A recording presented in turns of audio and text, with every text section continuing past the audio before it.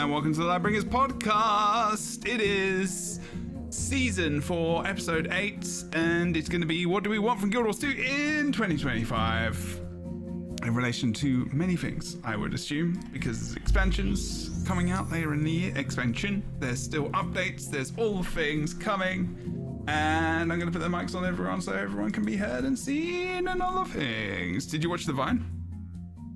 I did watch the Vine. Was it funny? It reminisced of my childhood. It brought me back to a simpler time of just learning how to do long division. And I miss those days. What? Are you sure that was the right Vine? Because I don't think that's the right one. It was the right Vine. I knew what you were talking about. Where he goes, I got and watermelon instead. Yeah. Yeah. Sorry. It's talking about the watermelon, all Marlon Webb watermelon Vine compilation 2015. That was 10 years ago. 10 years. Oh my god. Yes. What is wrong with us? We did need to start the podcast off with a reminder of how old we are, Jebro. A decade has passed. Awful. Oh. Sorry about that. What a great start to the first year of 2025. It's the first year, guys. The calendar has started again. Yes. Yep. The first show of 2025. I hope you're all very well and good. Welcome to the show. Happy New Year to all our guests and everyone that is watching, listening on Spotify and all the other things as well. We have Engelbert Meow, we have Fornax, and we have Kroof as well. With us today talking about the things. We are on a Saturday now at 12 p.m. Pacific-ish starting, because sometimes I forget that we're actually here to do a podcast and everyone's chatting and I'm like, oh, this is nice. And you just forget that you're not all sitting in your front room having a cup of tea watching some Antique Roadshow episode and just randomly talking. Anyway, sorry, that went too far. Very revealing. Very revealing. Antique Roadshow is very good. Even when you're a kid, that's good. I'm trying not to. Are you saying Antique Roadshow? Antique Roadshow, yeah. Okay. Oh, okay. See. I misheard Wait, what do you you. think I said? Anti-Roadshow. Oh yeah. I'm English and from London. I'm so glad that my accent's still there. It is, but you know what? I'll act as the bridge. As the translator. Light translator. I'm not really translating, I'm more so just confirming. Oh, fair enough. Yeah, just making sure that's what I said. I believe Jebro said this word. Let's confirm with him. For $10. What did Jebro say just now? That is not a real thing. Also Jeopardy. Yeah, that's true. We have, what is this? It's January. Oh god. So many things changing so very soon. But that's okay. Don't think about that yet. It's fine. It is January the 18th. We've only got a couple of days till the 20th.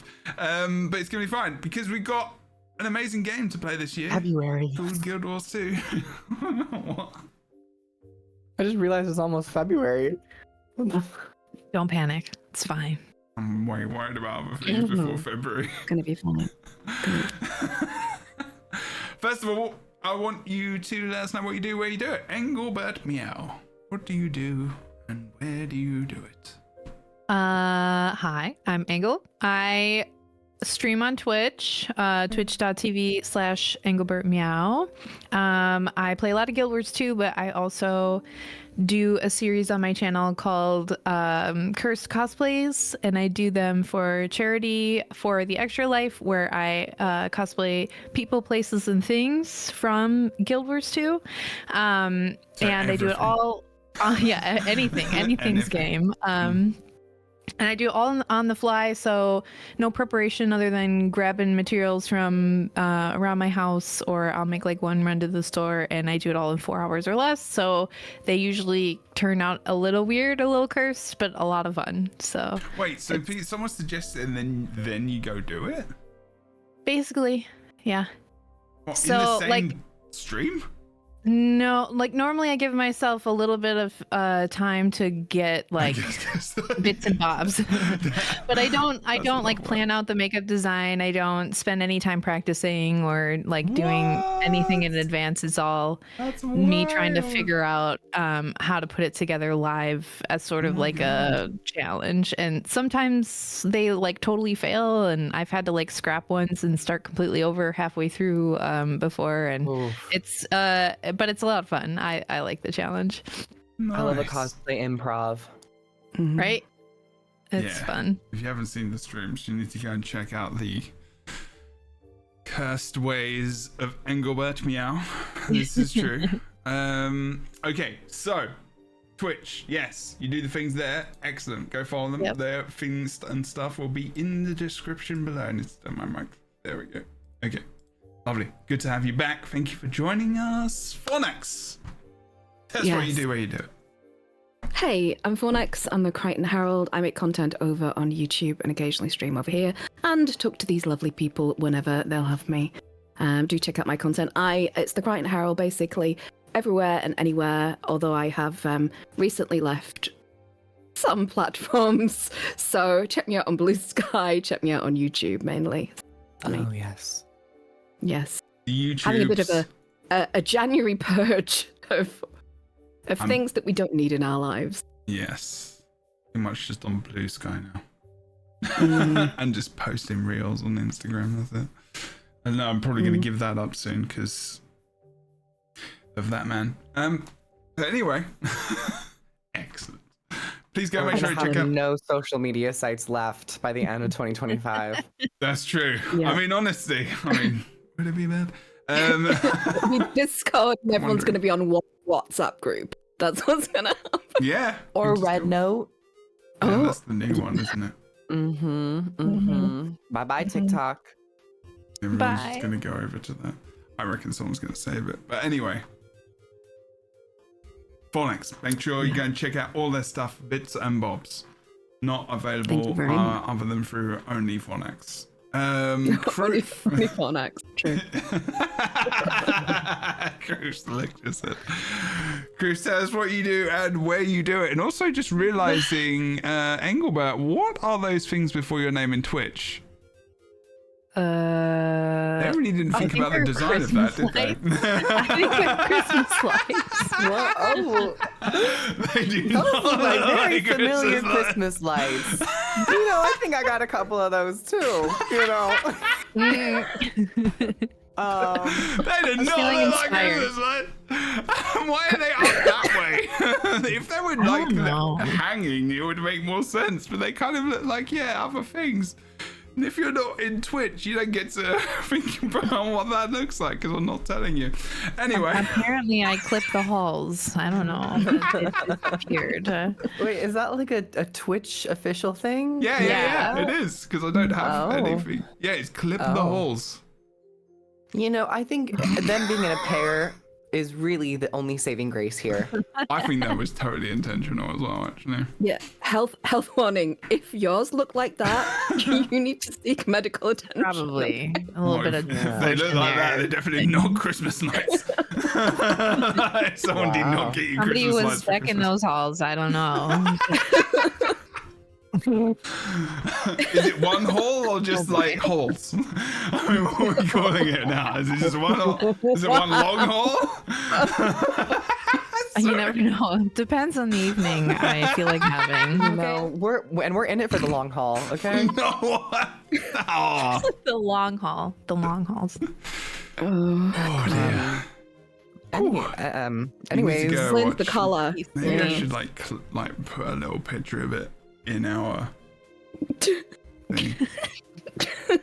I should do that. No, people can go to I the did VOD not and mean to watch. derail the stream. Oh, you didn't. I was the one who It's literally totally said not your that. though. fault. I literally was like, what is that thing before your name? So it's actually my that's fault. Twitch. Do you want to? Do you Yeah. want to describe it for the people at home who maybe are not? There are two Should I? Christmas lights. Oh yes, I mean, you if my ship goes down, no, I'll let you do it. Okay. I'm my resolution this year is to not be absolutely brain rotty. They're two That's not brain rot. That's just funny. You're funny. That's okay.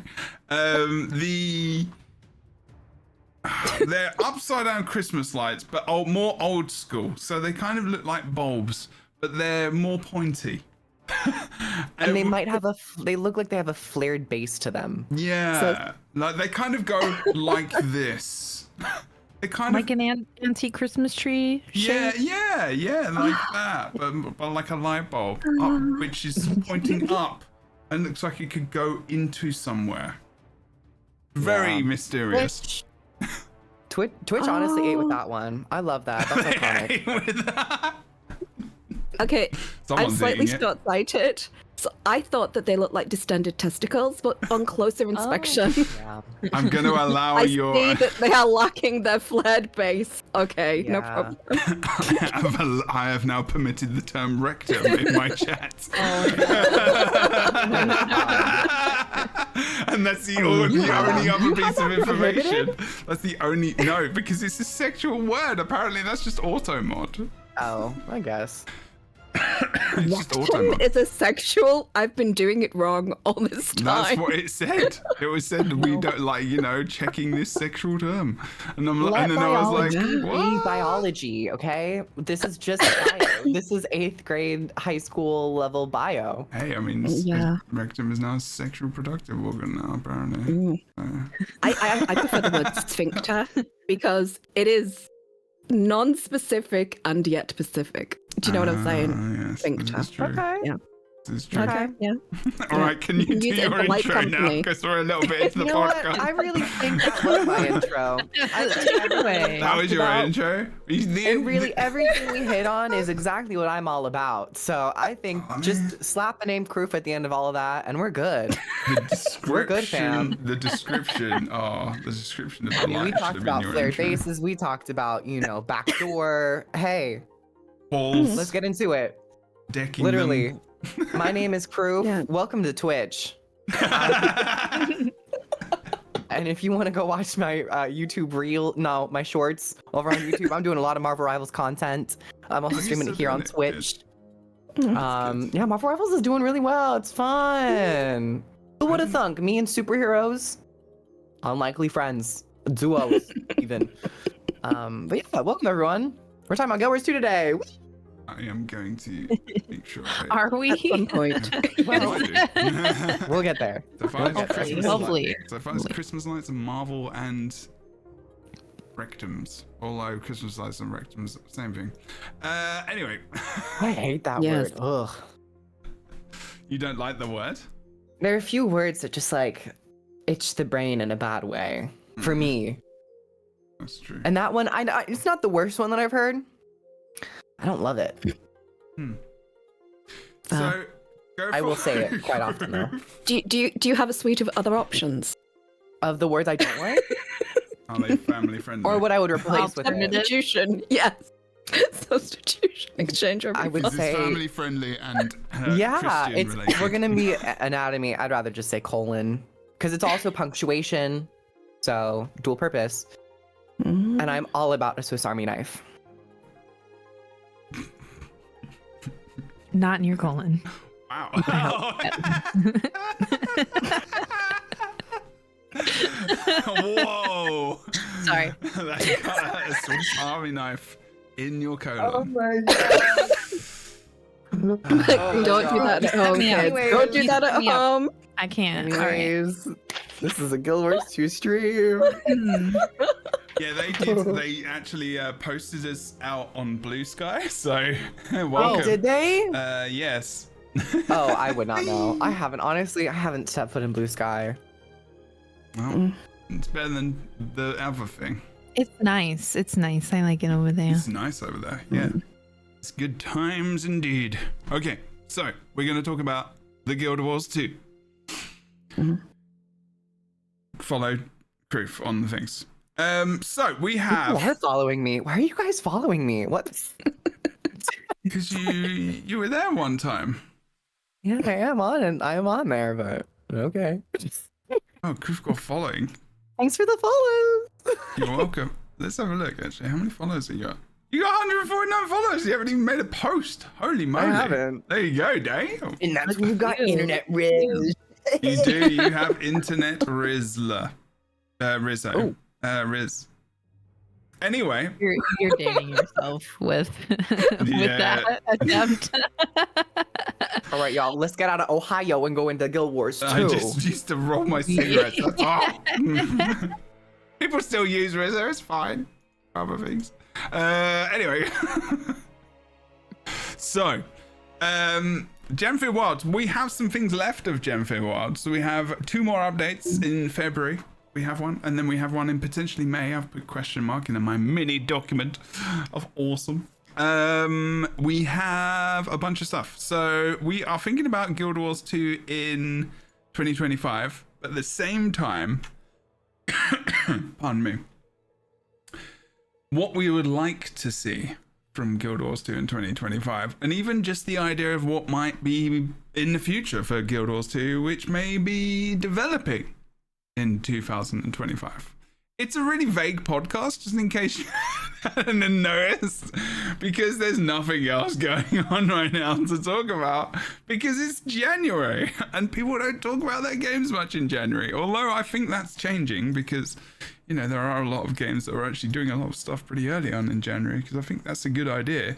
But I think they're just getting back into, you know, they're just putting their slippers on, they're just getting back into the groove. They had a lot of stuff drop just before Christmas in November as well. There was a lot of stuff, and now we're back and we've got more stuff to come. So I've got the update. Well, I don't know, it's not really a roadmap, but it tells us about the updates and what things we've got left to come. But yeah, so we've got more maps, we've got a raid challenge mode, we've got all the different bits and bobs that are coming. I guess something that I wanted to ask first of all, just thinking about where we are right now, before we move into maybe more future stuff and what we want, quality of life and all other stuff that could come along with this, is how happy you are generally with how this kind of expansion cadence is going, and the things that are coming out with it, and how much we actually get when it drops. Because we had the expansion, we've had the kind of different expansions coming out over the last year and a bit, it's almost a year and a half. And this cadence, and there was a thought of like, are we getting enough stuff to tide us over, or is it just enough for Guild Wars 2 and that's just kind of always the way it's been, and just what else might be good?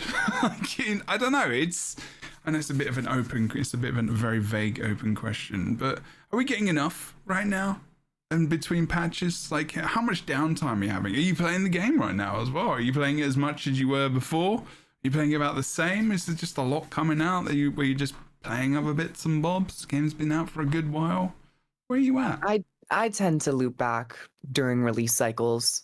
I think that's like the most healthy time to go back. I'm still doing a couple things, like I'm doing map exploration, world exploration for like legendary crafting.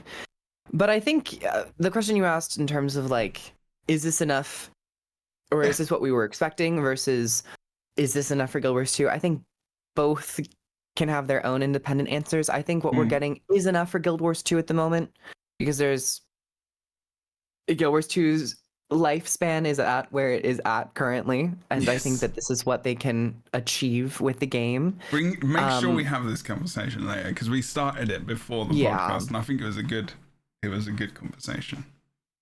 But I think from a player-based perspective, from a fan's perspective, from an MMO connoisseur's perspective, I think that Guild Wars 2 is slightly lacking in terms of output when you compare it to the other competitors at the moment. Their base expansion launches are very successful, but when it comes to the quarterly updates, it feels like it's hitting just enough. Like it's meeting those baseline requirements for me, which are good, and there's enjoyment to be had. But you know, when you think about what we used to get with larger expansions, it's almost impossible not to compare and contrast. Yeah, makes sense. I agree. Go with your thoughts. I I think that the quality of the content that we're getting is good. I just think that the quantity of the content is leaving me and a lot of the rest of the community kind of a bit disappointed. And I understand that we have to manage our expectations, and I understand that there is machinations happening behind the scenes. I think we talked about it in the off whether they're making a new game. They've got there's recruitment happening at the studio. We are. I speak for myself. I don't have any kind of like insider track on any of this. But I know that they have recruited. I know that when there's been like rafts of like layoffs, which has been horrendous in the industry of late, they will pop up jobs that they've got going at the studio to help devs try and kind of like find their feet. And oh my God, guys, you need to start a national union of game developers to protect yourselves from these predatory practices, from these horrific morons who run the studios. But in terms of like, for me as a player, just purely selfishly, I like the content that we've got, but it's not enough to sustain me for a year. It's not enough to like hold my interest continuously. But then again, I have been playing for a very long time. I've got a lot of the things that I kind of prioritize in the game for me. And there's only a few things really that I'm lacking, like to complete all my legendary armors. I only need a few things so I'm at a very different point in the game than a lot of players. And I certainly think if you are just like looking for an MMO to play and you want to try something different, I think that Guild Wars 2 is one of the friendliest, one of the easiest to get in. It doesn't have all the kind of intrinsic barriers that unfortunately like Final Fantasy 14 players get. A lot of people like bounce hard off the initial like expansion of that game. And you certainly do not get that with Guild Wars 2. Although, I mean, obviously the like personal story is some of the weakest storytelling. It's still really accessible, still really great, still lots of rewards, still takes you like, if you're scared to like, how do I know where to go? It will hold your hand and like show you the vanilla maps greatly. And then you can jump off into expansions as you like, and it's all very fluid and you can play it. And the endless playability is really nice as well. So I think it has different things to offer. But for me, at the stage of where I'm at in my gaming, I'm looking for more novelty. I don't know whether it's I don't know whether it's just what's happening in the world, but I'm looking for something new, something fresh, something to kind of like give me a little bit of hope, give me a little bit of something to look forward to. And I think we're probably all going to be needing that in the coming times. And I'm hopeful that with a few tweaks and a bit of change up that we can deliver some more of that. And I think that's what we're going to be talking about as we go on with the conversation. But for me personally, what we're getting is great, but it's just too xiao. It's just not enough kind of meat on the bones for me. They didn't give you enough. They're not giving you enough second dinner. I want my second breakfast. Take a breakfast, not dinner. Wow, I messed that up. More lambus bread for me, please. Yes. Hey, you know, sometimes you don't want to go to bed hungry, and you need that second dinner. As well. That's fair. Yeah. If you're not eating 6 meals a day, you're not maxing your micro carbs and proteins, your macros. Yeah. Are we even? I had French fancies yesterday. I can't talk. I had like little like French fancy cakes. It was so nice. Send us pictures in Discord. Delicious. Engel, what do you think? I think it's actually really interesting that thought that Fornax was talking about, you know, being in this stage of gaming in Guild Wars 2 matters for this conversation, because I hadn't quite thought of that before. And I think if you're coming into it as a newer player into Guild Wars 2, the amount that you're consuming with the new expansion and then still having like 100% of the game to figure out when you're not playing, like, because there is so much content that you could go and do, but if you've already done it, then the expansion, this new release cycle doesn't feel as meaty. And I think maybe that is part of the disconnect for me as well when I say that I don't dislike the new release cycle, but a larger expansion arc is like was still my favorite. Like I do miss that from being able to go into like the full expansion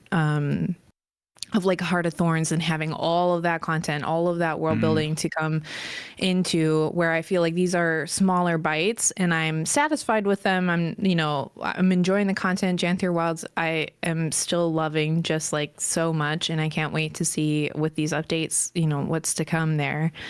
But I would be okay to see the release cycle maybe extend itself a little bit, not necessarily having them come out each year, but like year and a half. I don't know, of 2 years. But then that asks the question, are they going to be able to put out enough content to last the 2-year gap? Like, what's the right cadence that's sustainable for ArenaNet to do, but also provide that amount of story that I think players are wanting?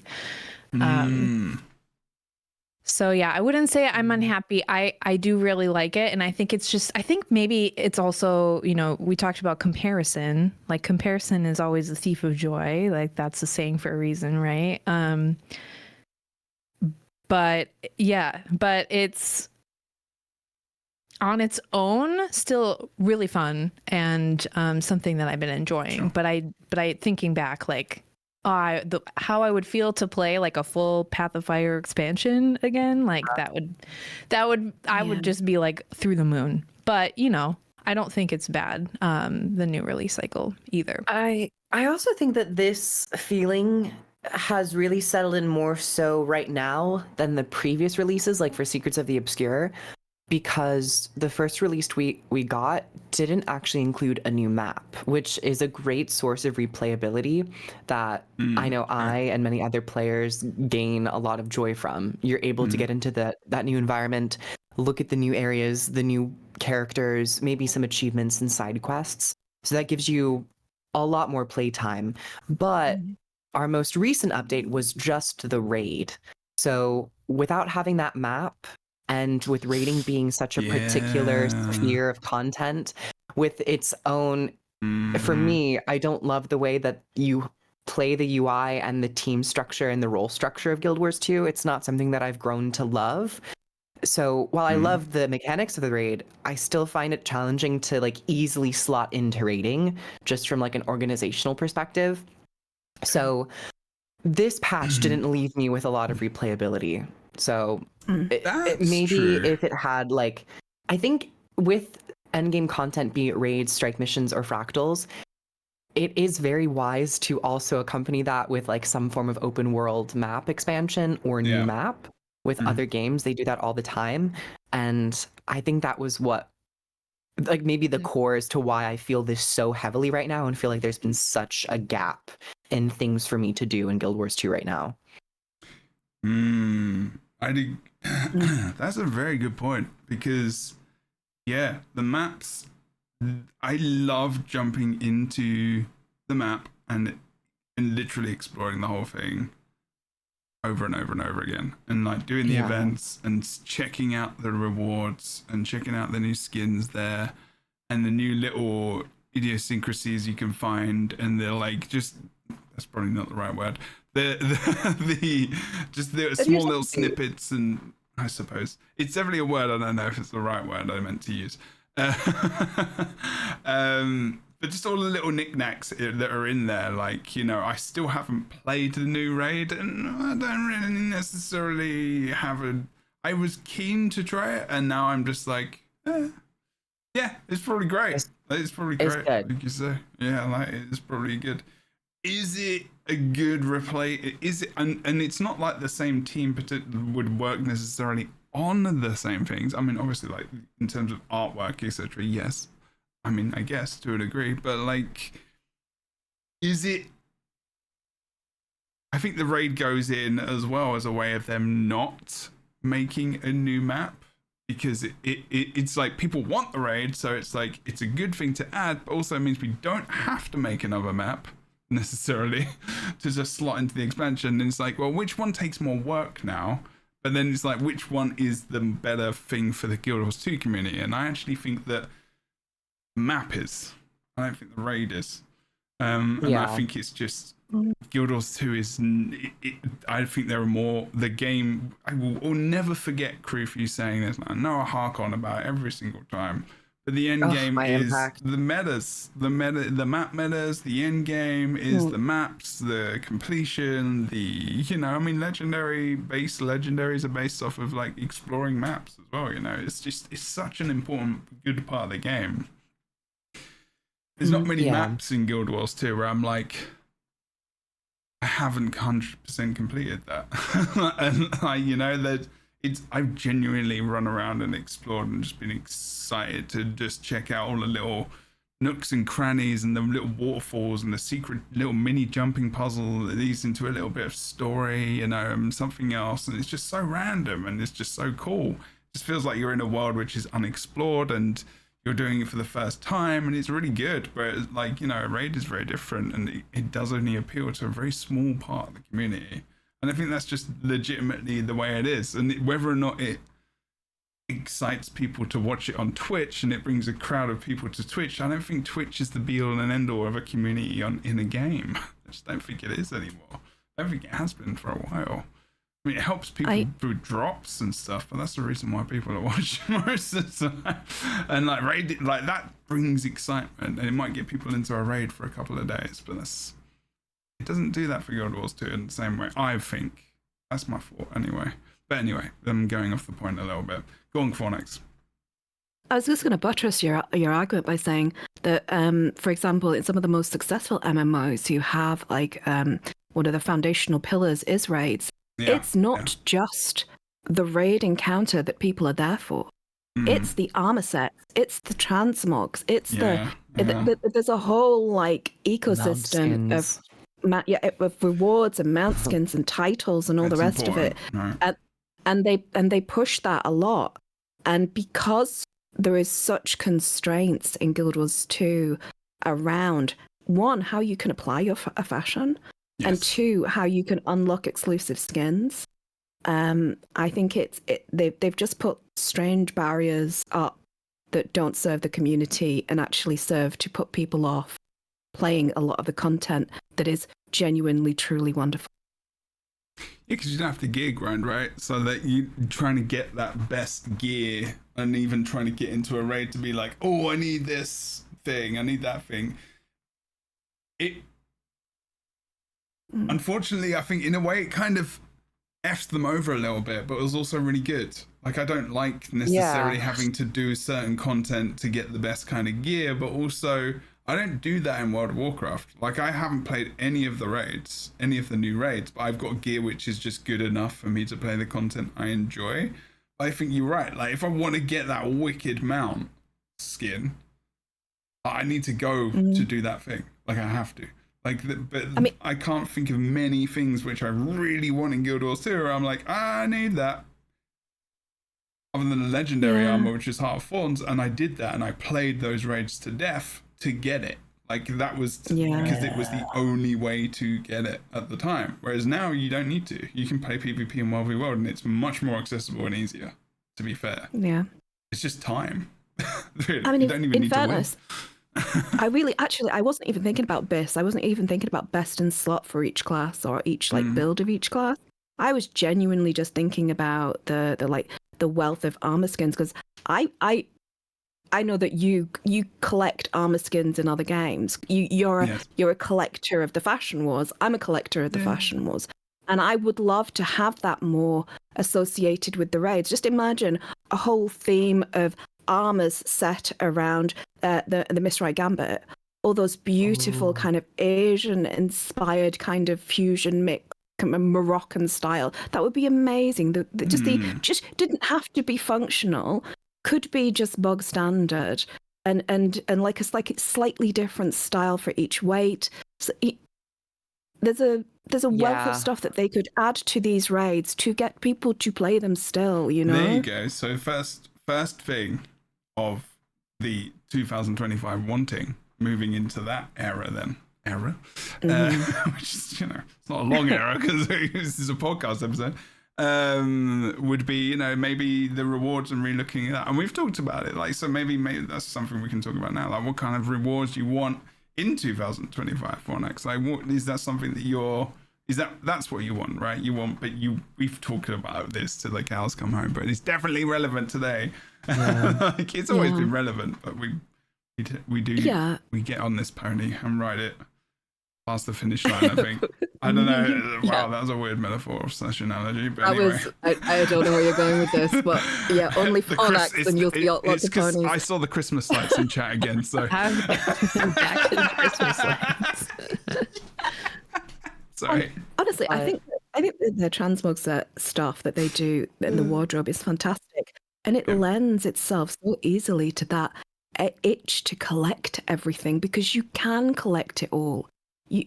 I wish that they would lean into that more and kind of. I've always said this: they have to get rid of the fashion wars tax, get rid of the fashion wars tax, get rid of the hairstyle tax, get rid of all that. Or just make transportation charges like a lot more accessible, maybe. Exactly. Or just charge gold. Give it to people. Yeah. Yes. Because like we talked about, like with leveling, we wanted them to like remove the 10 level bracket chapter restrictions, but instead of like taking that away, they just made leveling so much faster. Maybe it's just like, instead of getting rid of transportation charges at this point, just create a way where it's so much more easily acquired for maybe people who don't have many. I got so many from PvP. I've just never had to worry about them again. I've never had to worry about transportation charges. I didn't even know it was that much of an issue until Fornax said something about it. It's the disparity, though. Why does one game type enrich them and just throw them at you, and another game type doesn't? Yeah, it doesn't make any sense. It's the only thing that gets people to play PvP. But at this point, give up the ghost. I'm sorry. It really is almost one of the reasons that most people play. It's just some of the rewards and I think they should give that ghost up. Not good. Let it rest. When the game first came out, it wasn't like this. The whole fashion system was completely different, right? And when it changed, it almost made me stop playing, because I felt like you're charging me to change how my character looks. And I felt so nickel and dimed. It was just like left a really bad taste in my mouth that has just never gone away. And I understand that they need to monetize the game, but when a single mount skin costs the same cost as an entire expansion, it's kind of wild. I feel like you could please just not do that. And of course, I am not actually talking to the people who make the game. We're not talking to the devs at the studio here. This is not their decision.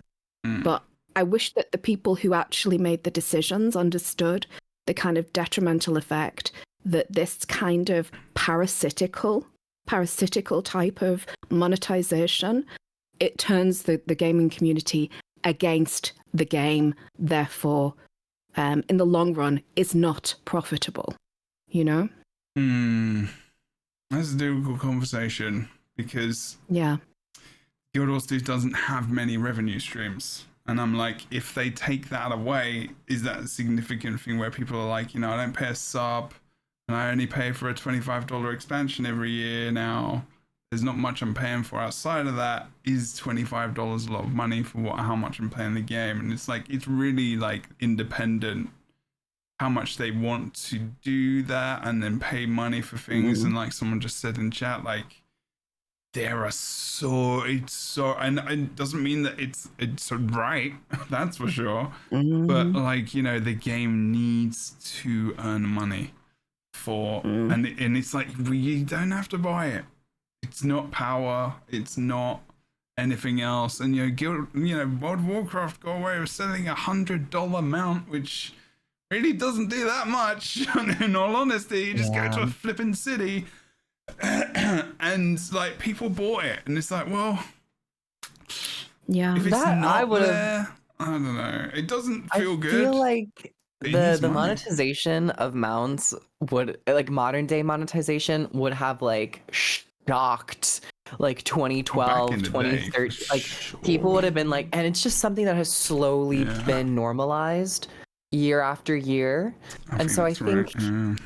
I think at this point, Maybe I'm jaded by it. particularly for Guild Wars 2, it's probably like the best way, and they probably see a benefit from it, or else they probably would not continue to, develop mounts at that level of quality. So I think if there's a marketplace for people who feel comfortable purchasing that, for the mount skins, I say. The only way they would stop is if people just stop buying them, and they're not going to do that. That's the thing. No. Right. But you're right. I mean, I don't That being like said, it. I don't like it. I would like, I think they're always with the game that we are playing, because you want to keep people in the game so they feel invested, which hopefully increases their likelihood of purchasing stuff from in-game stores. Yeah. I think the reward structure could still be a little bit better. I mean, particularly for raids that we were talking about. With Guild Wars 2, you don't need to play the raids for like a power increase. So when you don't have that need, you really have to focus on the want and be that like the actual mechanics of the raid, which I found this one to be really fun. But a big thing of want is usually cosmetics. So things like armor sets, weapon sets, mount skins. We got one weapon set, and I think Hairstyles. it's kind of even like selling like character customization, like hairstyles and whatnot, or emotes and all that stuff. But I found it like sometimes strange with raids is like encounters. The weapon sets are sometimes a little. You have to start again, my friend, because you said what it is like with raids, and then suddenly you just cut out, and we didn't hear you for a minute. My connection is. It's okay. We a can hear little you wonky. now. We can hear you now. You're fine. Wow. You're good. I'm gonna turn down some stuff. Anyways, yeah. So there's that one, and I think the cosmetic rewards, particularly for endgame content, if you want players to look at that as like a sustainable chunk of content for 3 months until you release the next map. Ooh, the connection is dropping. We can Can you hear me still? Yeah. Discord doesn't take up. Anyways, you're fine. Yeah. I'd say lean a little bit more into that, like add a mount skin, add hairstyles, add even an armor set would be cool. And add a little bit more. It's all subjective, but I find that sometimes weapon sets are a little not as epic as I would expect them to be for something like a raid, or they feel a little tonally different.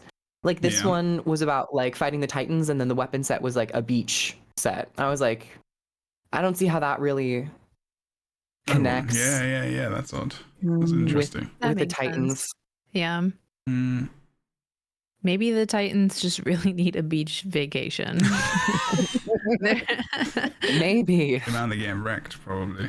Exactly. How about you, Engor? What do you think about that? The whole rewards and maybe what we get in the store compared to what we get in rewards and whatnot and raids and etc. What is it you play mostly, and where do you feel rewarded for it? And would you like to see more better things, different things?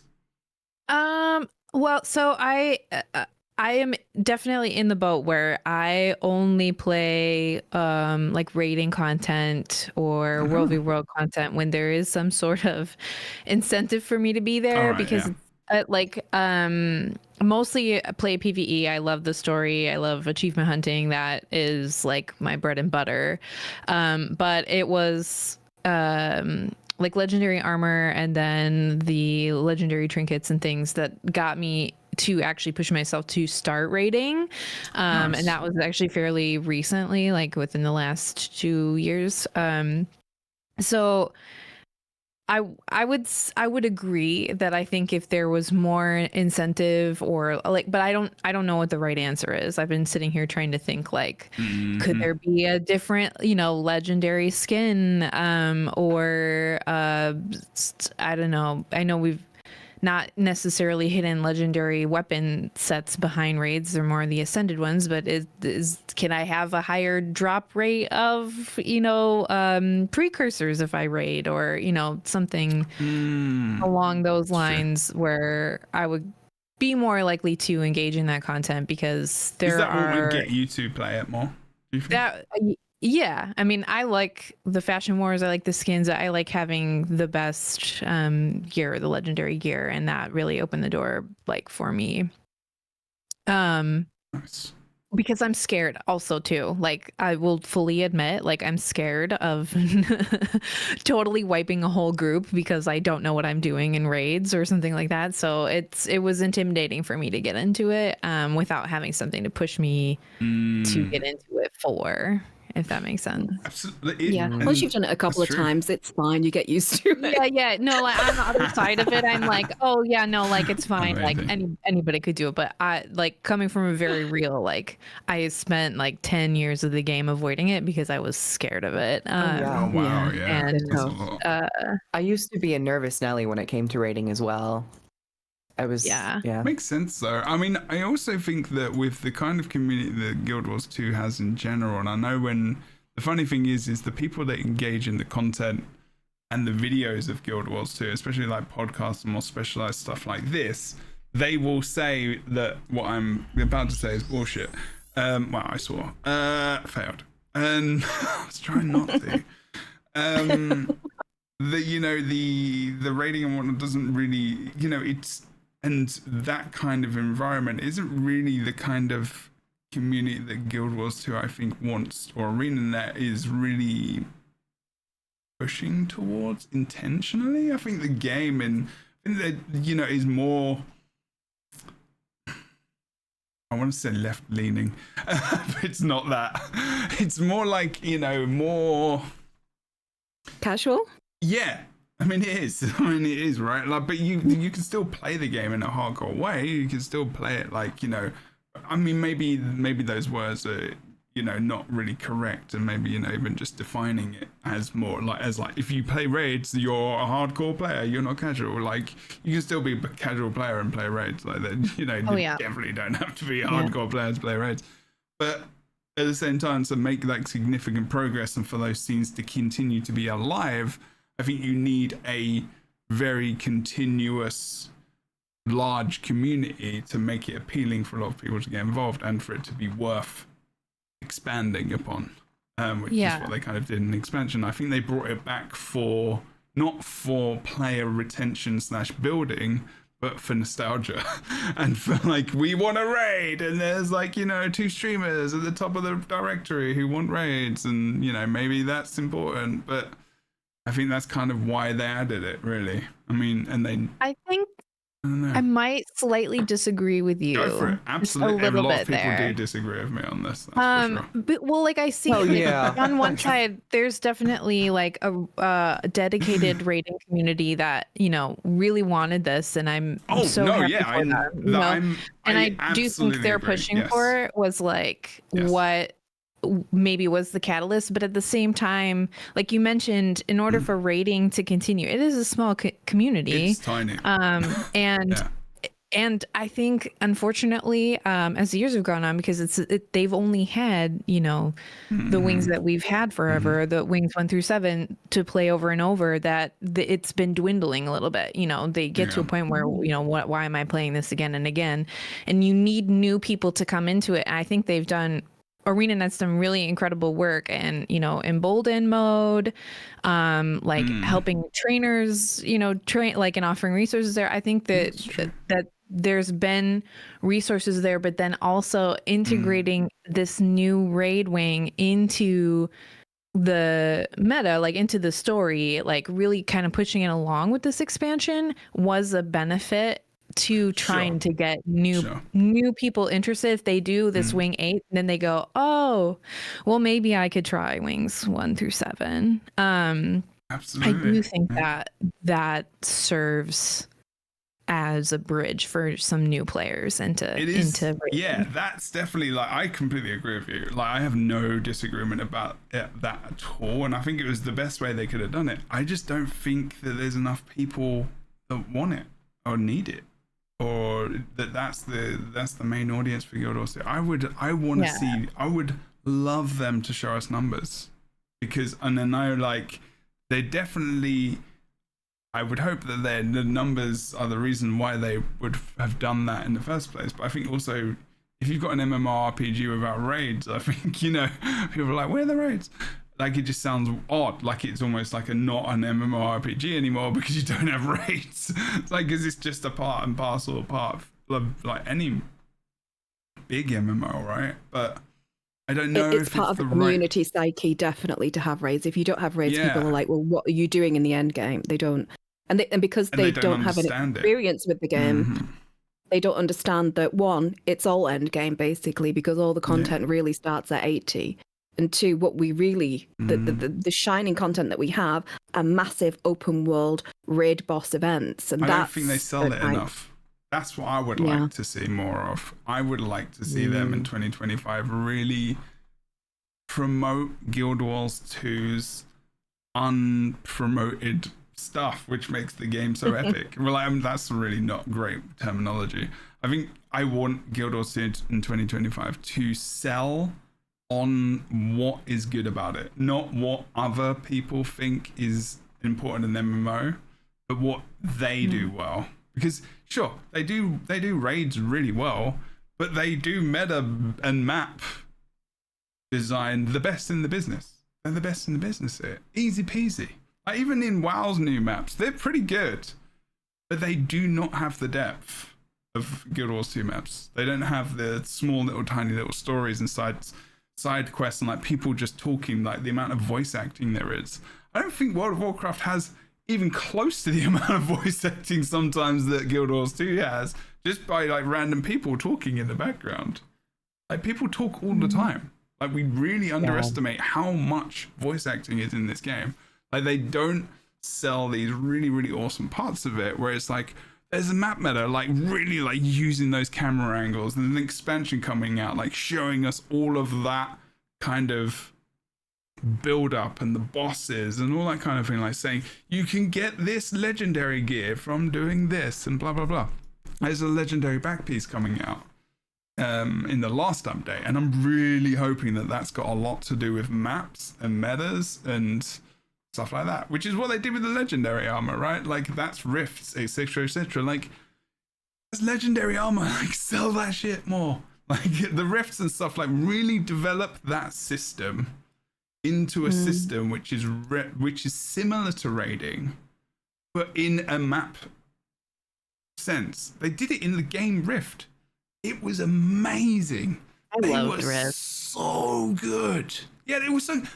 Rift. They did raid rifts in the open world where you had a raid composition and you played the rift in the open world, and people could just sit there and watch because it was just in a small area, but it wasn't like you couldn't run in and do something. You were annoying if you did, but like it was I don't even know how they got the guts to even do that, but it was so epic. And then when they said they were bringing rifts into Guild Wars 2, and I know there's a lot of influence of rift in Guild Wars 2 because of like live event systems, etc.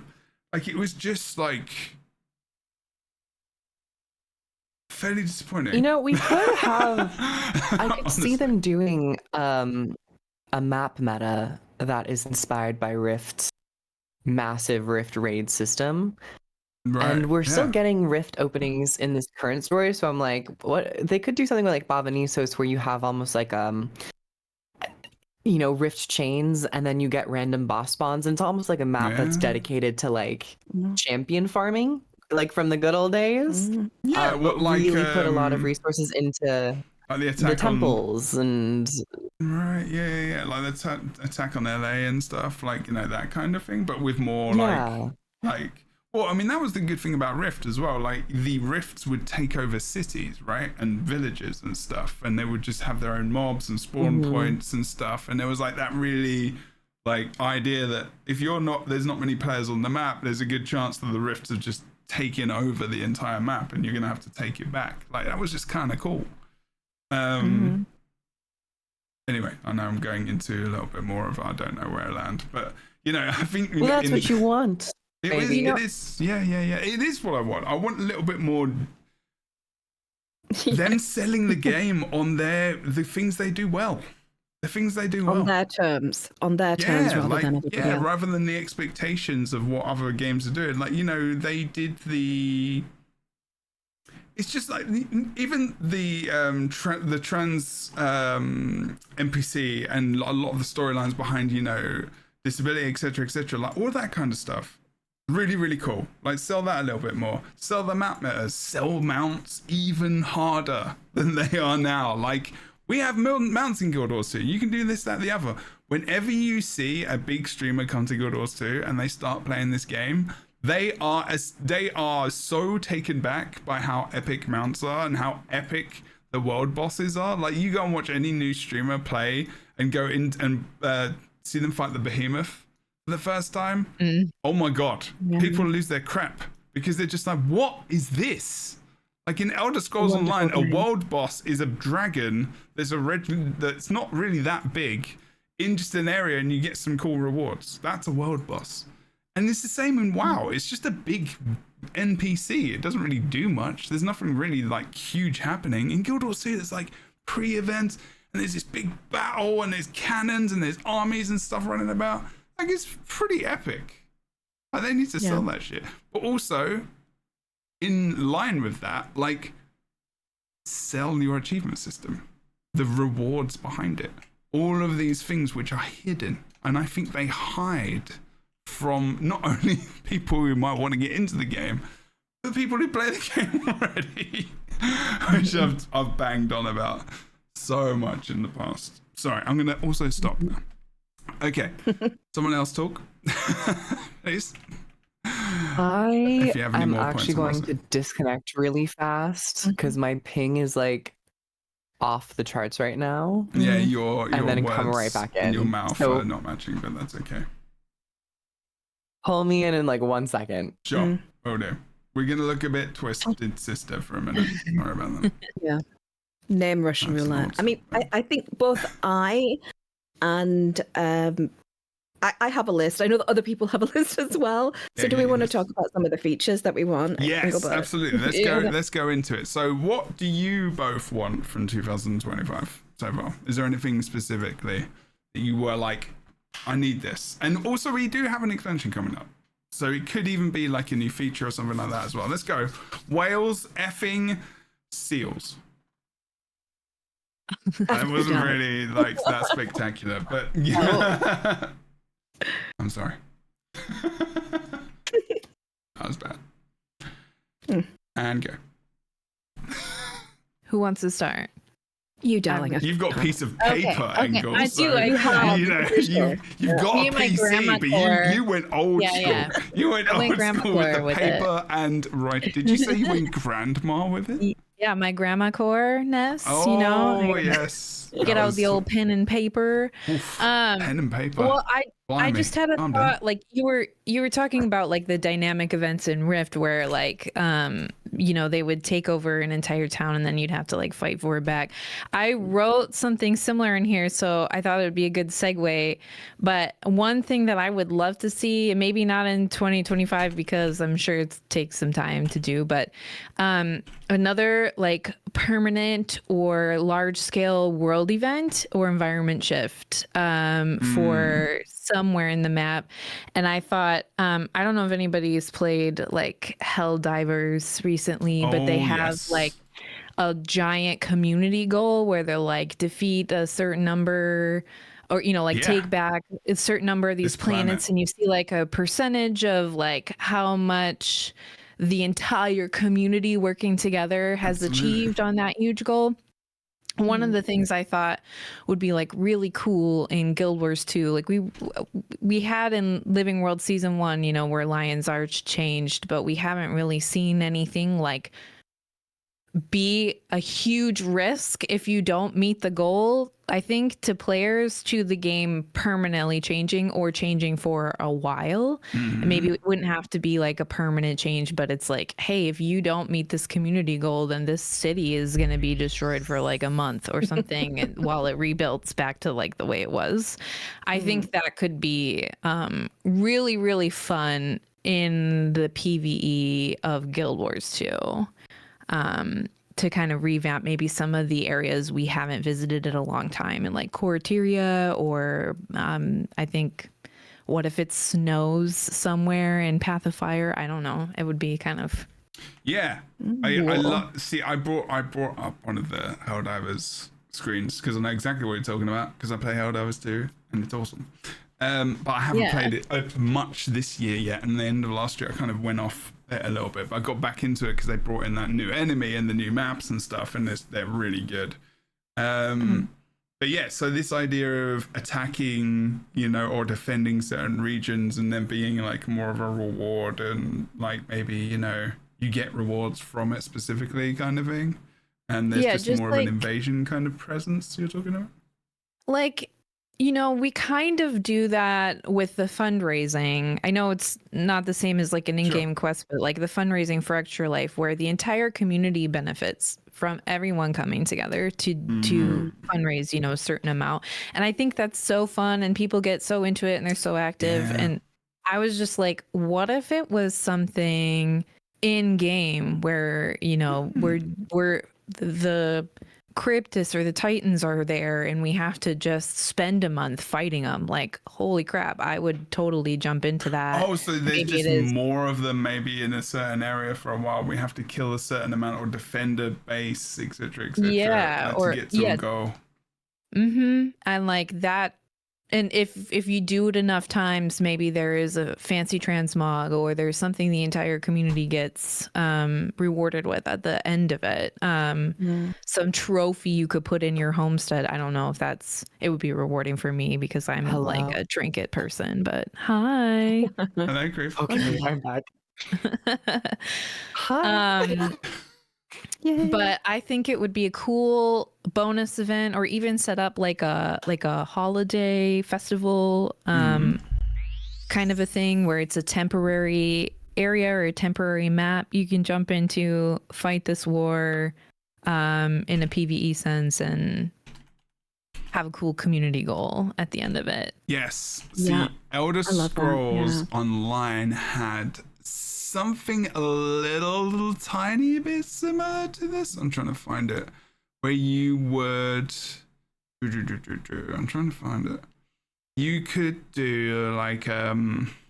everyone had to do exploration of a certain map and get points of interest. And if so many people did it, and so many points of interest were seen, they would give everyone like a free house that was worth like $50 in the game, or they would give everyone like but obviously they'd plan for this to probably be a thing, or like somewhere in the past, and yeah, sure, they're not like they're not as grandiose as what Engel was saying, which I would prefer because they were pretty easy. Like, I mean, they were meant to they were meant to be easy so everyone can get the thing, right? But like, all you would have to do is log in and contribute towards it, rather than like you have to, because the basically if you made it so like the goal pretty crazy, like everyone would want to log in because they would get like a new mount, or they would get like new skins or whatever. Like, I like it. I think that would be really good. Yeah. That's good filler as well between updates. Yeah. Which is what we really need. Yeah. Right. And that may also help, just thinking about it with this release cycle thing too. Like if there was something substantial in between, these development things, just a little more meat to the bones, I guess. That would be kind of fun. Yeah. I mean, there are lots of world events that they have spun up. For example, like the Aether Blades attacking the Shiver Peak Mountains. So they have that kind of code baked into the game, right? Yeah. Where they could just have a seasonal like attack of the Aether Blades. And they could have a load of Aether Blade themed gear that we can get from these things, and or amount if you do a certain amount of it over a period of time. And because as much as I love the festivals, again, at my point in the game, although there are some nice shiny rewards, it's a lot of I've done all this before, and it would be nice to have some new events kind of rolled in and new festivals rolled in. And if you think about like in terms of like the lore, we could have a celebration of the demise of Balthazar. We could have a festival, a human festival about like the humans freeing themselves from that asshat, or the rise and ascension of Aurene. Why is there not like a celebration? I want that to be the name of the event. Celebration for freedom from the asshat. Like, Yeah. I think that should be the name. That would work. Yeah. That would work for me. Hashtag TM asshat festival. You trademark But yeah, that so, absolutely. But yeah, something like, if you think about all the kind of cultural things that have happened that would have like really super far-reaching effects on the world itself. We've literally, like, the dragons are gone.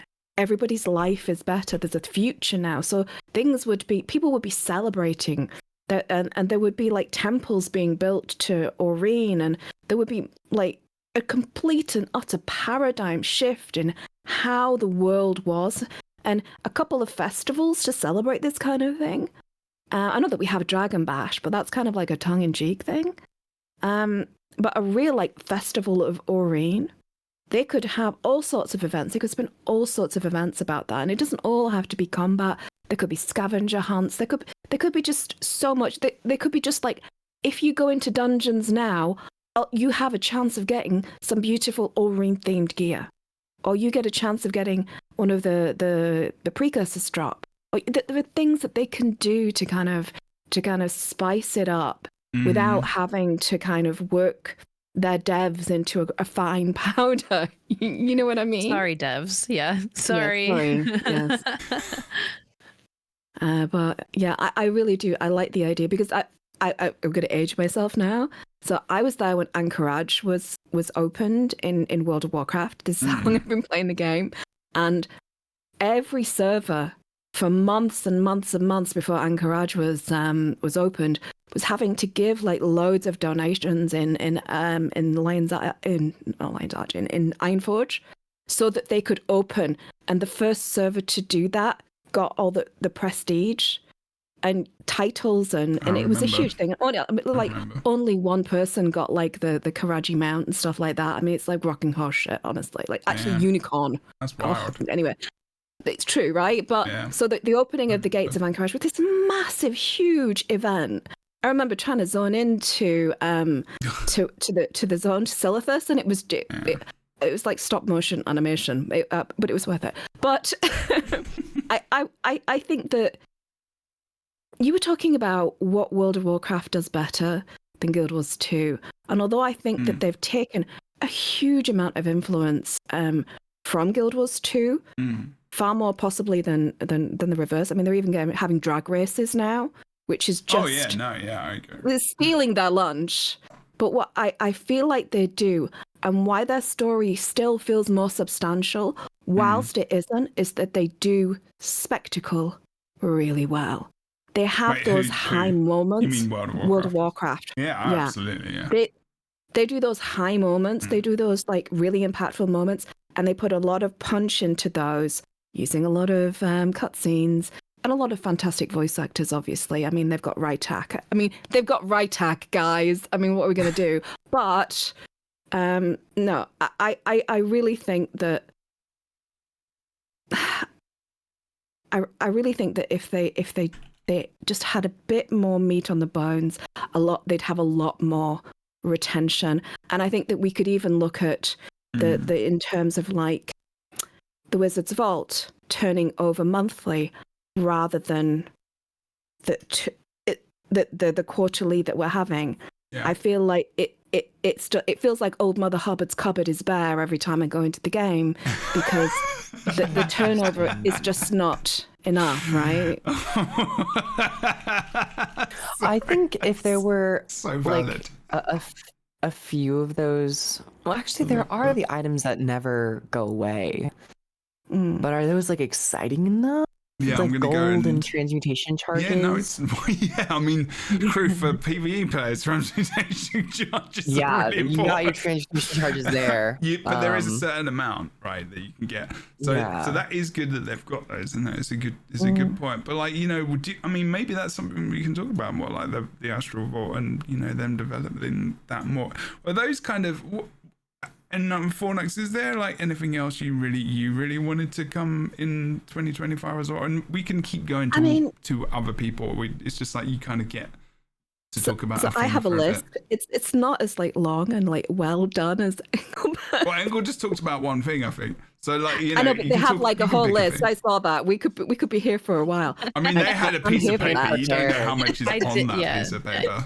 I have a postage note. You can't show us the post-it note. Can you show us the post-it note? Can't. Have you got? You should get a post-it note on your. I'll have to do that at some point. I'm going to redo my character. I think I'm going to go for an animal next time I do her. Anyway, so yes, maybe. The notes that I've got is that I would like to see a photo mode. Oh, this is from my friend. Big quality of life. This is from my friend. Yeah, that's quality of life. I guess this is from Dee. Daydreaming Dee is my mate, and she's amazing. And we were talking about this because we did guild missions today, and I was like, I was going to be on the guys, and what do you guys think? And she's like, oh, I'd love a photo mode like they have in 14. And if you don't know, they have this like fantastic mode where you can take pictures and you can pose, and you could even use the little bot. So that this is what a lot of people thought they were going to use the bot for in game to be able to get screenshots of our characters. So much. Oh my god. We talked about that. And honestly, the one thing mode. holding it back is that the Jade bot cannot be scrolled into first person mode. If it could do that, easy. Yeah. So true. So I think that that's something that they could do that the community would love, that wouldn't again freeze, bake, dry in the desert their developers. Yeah. I think we need a UI overhaul because or holy just fuck. maybe you allow modding or something. Yeah. So we need more, but why do I have to click on the tiniest little arrow to get to all those utility things? Why can't I just have a button on the side? Come on, guys. I mean, I know that look, I'm a minimalist myself. I get it, but holy shirt balls, just like loosen the reins. So a UI overhaul, and I think that they need to back up on how much materials we need in order to decorate our houses and all the time gating and stuff. I think just let people have fun, reduce the cost, and I think you'll get a lot more homegrown kind of earned media from it, as people don't have to grind their faces off to make simple things. I think that the pipeline for items is great. I think they're doing really well on that, and I think there's a lot of stuff that they've got the whole asset library that they can throw at it without having to make a single another new asset if they wanted to, right? They've got every single item in the game that they could throw into there.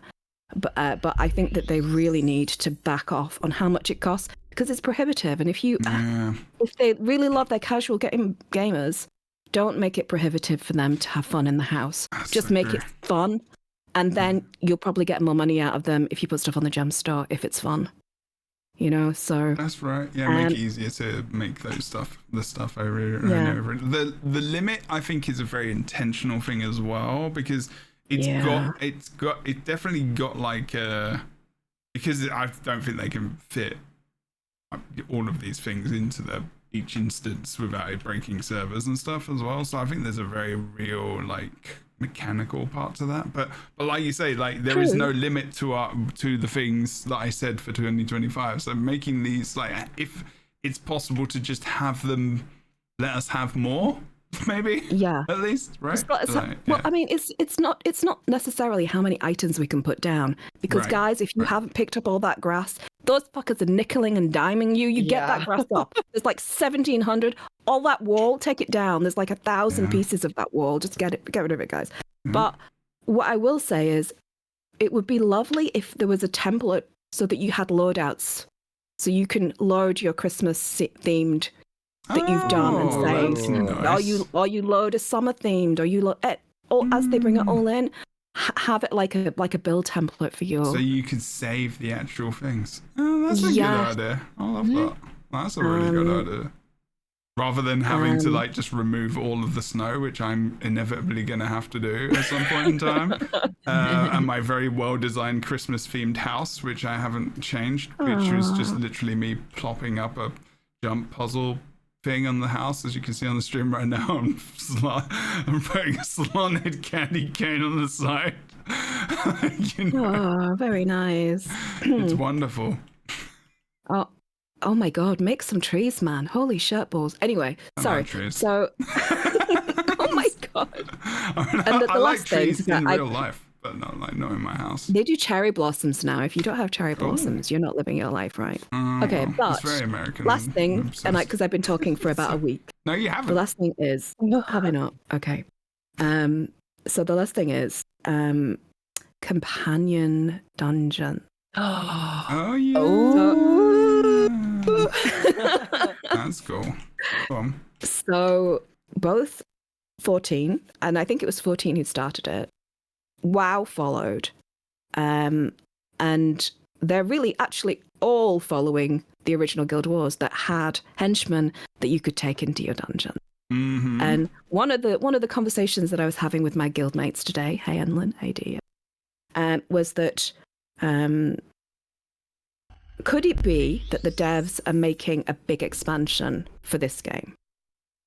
The devs that they've employed. Now this is complete speculation. You mean for Guild Wars 2? And could it be? Or just Yes, for Okay. Guild Wars 2, another big expansion, and we're getting these small expansions. I'm going to get a big one. And Okay. if they were going to do a big expansion, what could they add? And I suggested maybe we could have companions. Maybe we could have companions to like lean into that solo RPG feel that really appeals to me as a kind of an antisocial asshole that I am.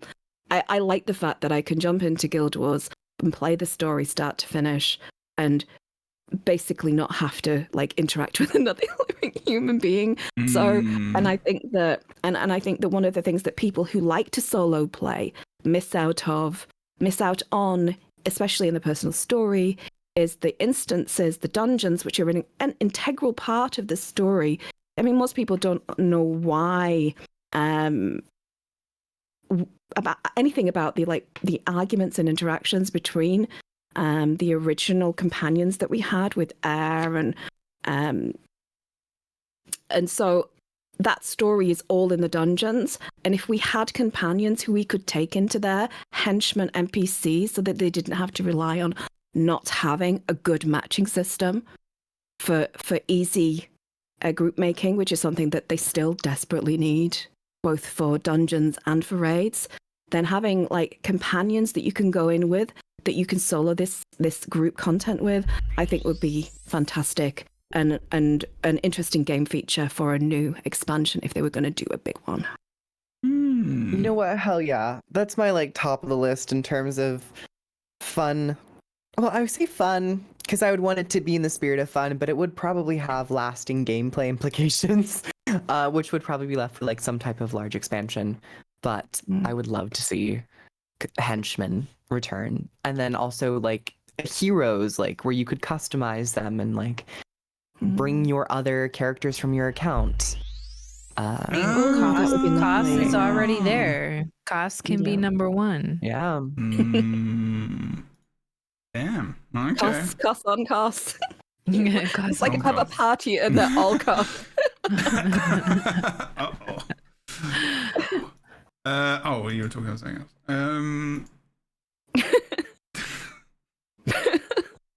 I'm being good. I'm being good this week, so you can fuck off. Sure, Okay. yeah, sure. Cool.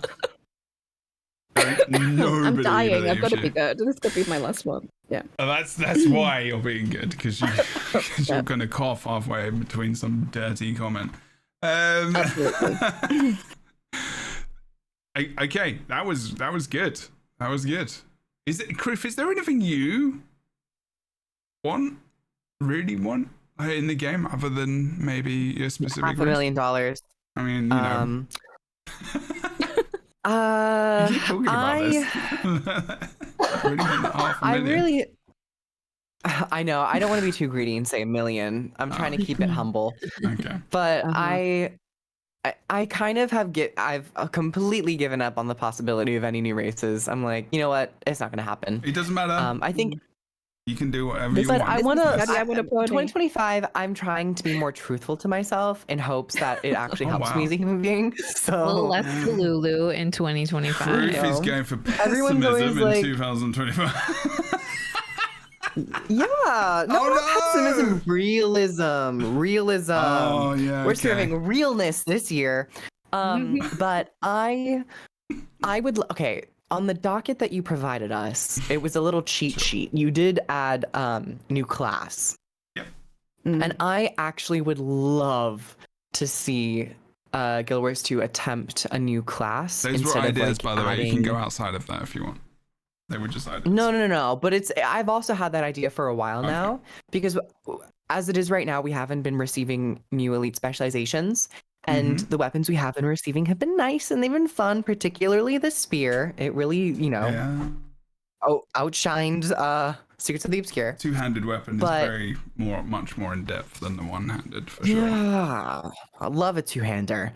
There's always that little element that I want more out of, elite classes and gameplay.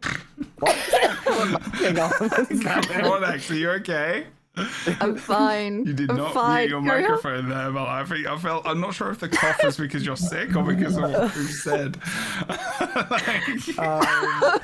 Okay, we're gonna just mosey on past that art exhibit.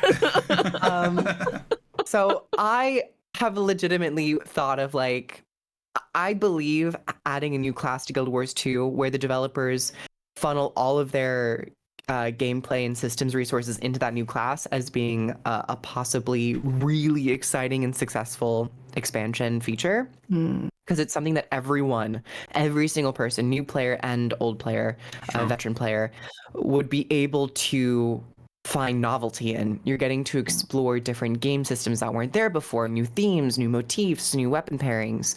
And I don't think if in this vacuum with all they've learned with elite specializations, I think they could build that base class to be much more smart and fitting in the current gameplay climate than the 2012 elementalist and warrior and whatnot. So I would think that a new class would also be a major financial allure in terms of marketing.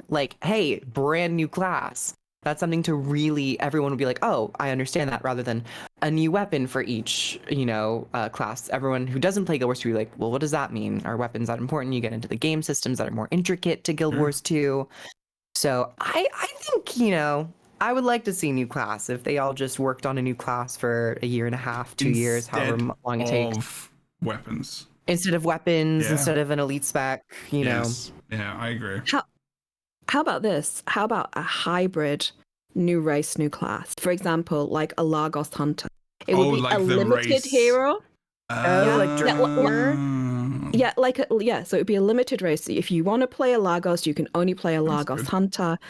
And you'll have to have a max level character because it only starts at level 80, which gets you over the personal story, so it doesn't matter. Yes, in terms of avoid gameplay. all of the kind of stuff which would be an issue. Or if they did have a base story, actually, I like your idea, Bill. Yeah. That is cool, but I also see that being a possible pitfall for Guild Wars 2 because it would be so specific on players liking the look of that race. Yeah. So, and I feel like WoW had the financial liberty to do that, where they're like, well, if it doesn't land for everyone, we're still gonna we'll be fine. Maybe. I mean, they've done it Maybe. 3 times. So they had the Death Knights, they've had the Demon Hunters, and true. now they've had the Drakthea, right? Yeah, that's true. So something must be right with that, I think. And I think maybe if they wanted to really find out, just pull what do people want? Would people want for one expansion for it to be Lagos, for another expansion for it to be a Kodan, for another expansion for it to be a Tengu, and then they could really drill down into lore and have something that's fun, new, never been seen in the game, really linked to the lore, has its own kind of story journey that a person could go on. If you see what I mean. It's true. Yeah, It's yeah. true. Oh, I think is that and we'll come back to career from what you want as well. But like almost that feels like maybe just continuing to experiment in the way that they like to experiment and doing completely new things, but maybe differently to the point where they continue to develop it rather than leave it by the wayside. Proof, anything. So so round up, what did you say? You were like new class. Companions and new class. Give me AI people I can play with, cause no one else wants to play with me. And give me a new class, so I can play with new buttons. That works. I click That a works as button well. and I get dopamine. New buttons. Click a button, get dopamine. I like that. Mm. I'm trying to think. You know what? When I was writing this list, is there anything else, Chris, or is there anything else anyone's got right now where they're like, I want this issue? I have more on my list, but I'll let Krug. Yes. But No. Share. Share. No. Share Share the list. Okay, Share. I have three other things I wrote down here. The first of which, super short but quality of life. I want a party ready check similar to a squad ready check. We were just talking about how that would be nice. Yes. Yes. Yeah. The second thing I have here is a guild mission, either refresh or revamp. Just because I am somebody who does enjoy guild missions still. I don't know how many other people there do, but I like them, but I know they're very tailored for Corteria, because we want everybody who is playing Guild Wars from the free to play on to be able to do guild missions. But I thought, like, what is stopping us from having a new bounty or a new race or adventure by including that? And like in Corteria, where we could, I don't know, like a Cryptus could show up and we have to find a Cryptus bounty, or I don't know if there's other things that we could do, but I think it would be nice to see something new in guild missions to refresh that just a tiny little bit. And then the last thing I wrote down, and I'm not sure how this would get executed, but as Jebro said, anything. I was thinking, like, we've got such a creative community. I have folks who ask me to look at their homesteads. They've got like beetle racetracks and jumping puzzles that they've made, and they're incredible, and they're built out to like such an amazing quality. I have a lot of fun playing them, and we don't see much of like new jumping puzzles these days. We do see beetle racetracks, but I think it would be fun to highlight maybe some of these creations by I don't know if we could have like a contest, or somebody has a really cool homestead. Could we put that homestead in a Janthier map? I'm thinking probably too near future, but like if somebody put together like a cool enough homestead and we held a contest for a little while and voted on it as a community, if your homestead wins, then your home, like a replica of it, gets put in like the new map and people can come visit it, but you kind of have like bragging rights, like I designed this house, or like this beetle racetrack, or you can play my jumping puzzle here. I think it would be cool to highlight some of the cool things that the community is doing in the open world. That's amazing, because Palia and Animal Crossing have features whereby, so Palia and Animal Crossing are basically like you build out a homestead, an island, you decorate it to your likes. You can even do landscaping and terraforming in Animal Crossing, and then people can come, and it's called dreaming, whereby you can go, and if you set your home to open to public, people can come into an instanced version of your house They can't interact with it, but they can explore it. And there's loads of like YouTubers and live streamers who just all they do is go and look at other people's islands and or get invited over, and they just do an island tour. And in Palia, they've gamified it. So there's a notice board inside your homestead where you have all your house and stuff. And you can put your homestead up for viewing. People can come around and visit it. And as they're visiting it, they have options to give it ratings. And depending on how many awesomes or cutes or homelys, you get different titles, you get different items that you can. So you.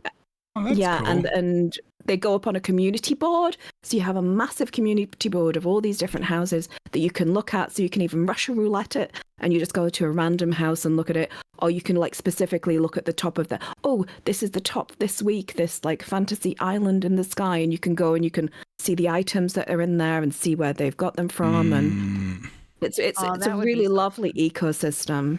You can actually in New World. I don't know if they've changed it because I haven't played it for a while, and they re-released it and called it Eternum, New World Eternum, whatever the fuck it's called. But you could buy or I guess technically rent a apartment or a small house in a town, and you decorate it. And as you walk past, the one that's on display is the one that is the highest rated in terms of the rarity of the items in there. So if you've got like rare items from different places where it's hard to get them from, so you did a raid and you got a difficult item, and that adds to your score. So rather than it be community based, because there can be a little bit of fixing and people can be mean, they've done it in terms of the rarity of items, etc., and there are some points assigned from the shop, I think, but I don't think they carry much weight. But they do it in a very different way. But I love that. I think that's a really good way for people to compete in a very casual kind of respect, but also getting into it as much as they want to get into it, right? Like, right. Yeah. That's really good. It's just another outlet, isn't it? That's really awesome. I mean, so cool. for example, with the housing, they really want to promote the housing. So if I was like leading the community team, I would be like, okay, Guild Wars community, the theme this month for your house is this place. We are going to have a competition. We're going to do it on a live stream. We're going to have a voting system. The top 10 we'll go and have a look at. If we can, we'll even talk to the people who made them. If they're not a crazy person who swears every other word, then we can have them on the podcast and we can go and have a look. And they could even just like spin up an iteration of their homestead, because they'll have that information, right? And they'll be able to like look around and go, this awesome piece of kit, you get doing this achievement, this, and they can promote the content, they can promote the game, they can show off the massive amount of stuff that you can do. And this like galactic sized area of homestead that you have to decorate, and really like kind of push it in the community and offer things like mount skins and gold gems and stuff, and like get content creators to like promote it as well. They've got a whole ecosystem, and because I mean it's a huge feature, and I don't understand why I guess I just don't understand why they haven't kind of pushed it in that capacity, right? I'm not sure. Is that maybe comes back to something that we were or I maybe mentioned a little bit earlier, of introducing something and letting it fall by the wayside a bit. I have a feeling that may happen with housing, which hopefully they don't. Which goes back to what Engel was saying about guild systems. I'm not sure what you said, because I got a phone call which I really had to answer, but I'm not sure what you were saying. But just a revamp and just basically bringing it back. Yeah, refreshing it a little bit. I think I just think it would be fun, because that is something that I just don't think has been touched in a long time. When was the last time? I mean, maybe when it was introduced. Was it just introduced and they didn't add anything else to it?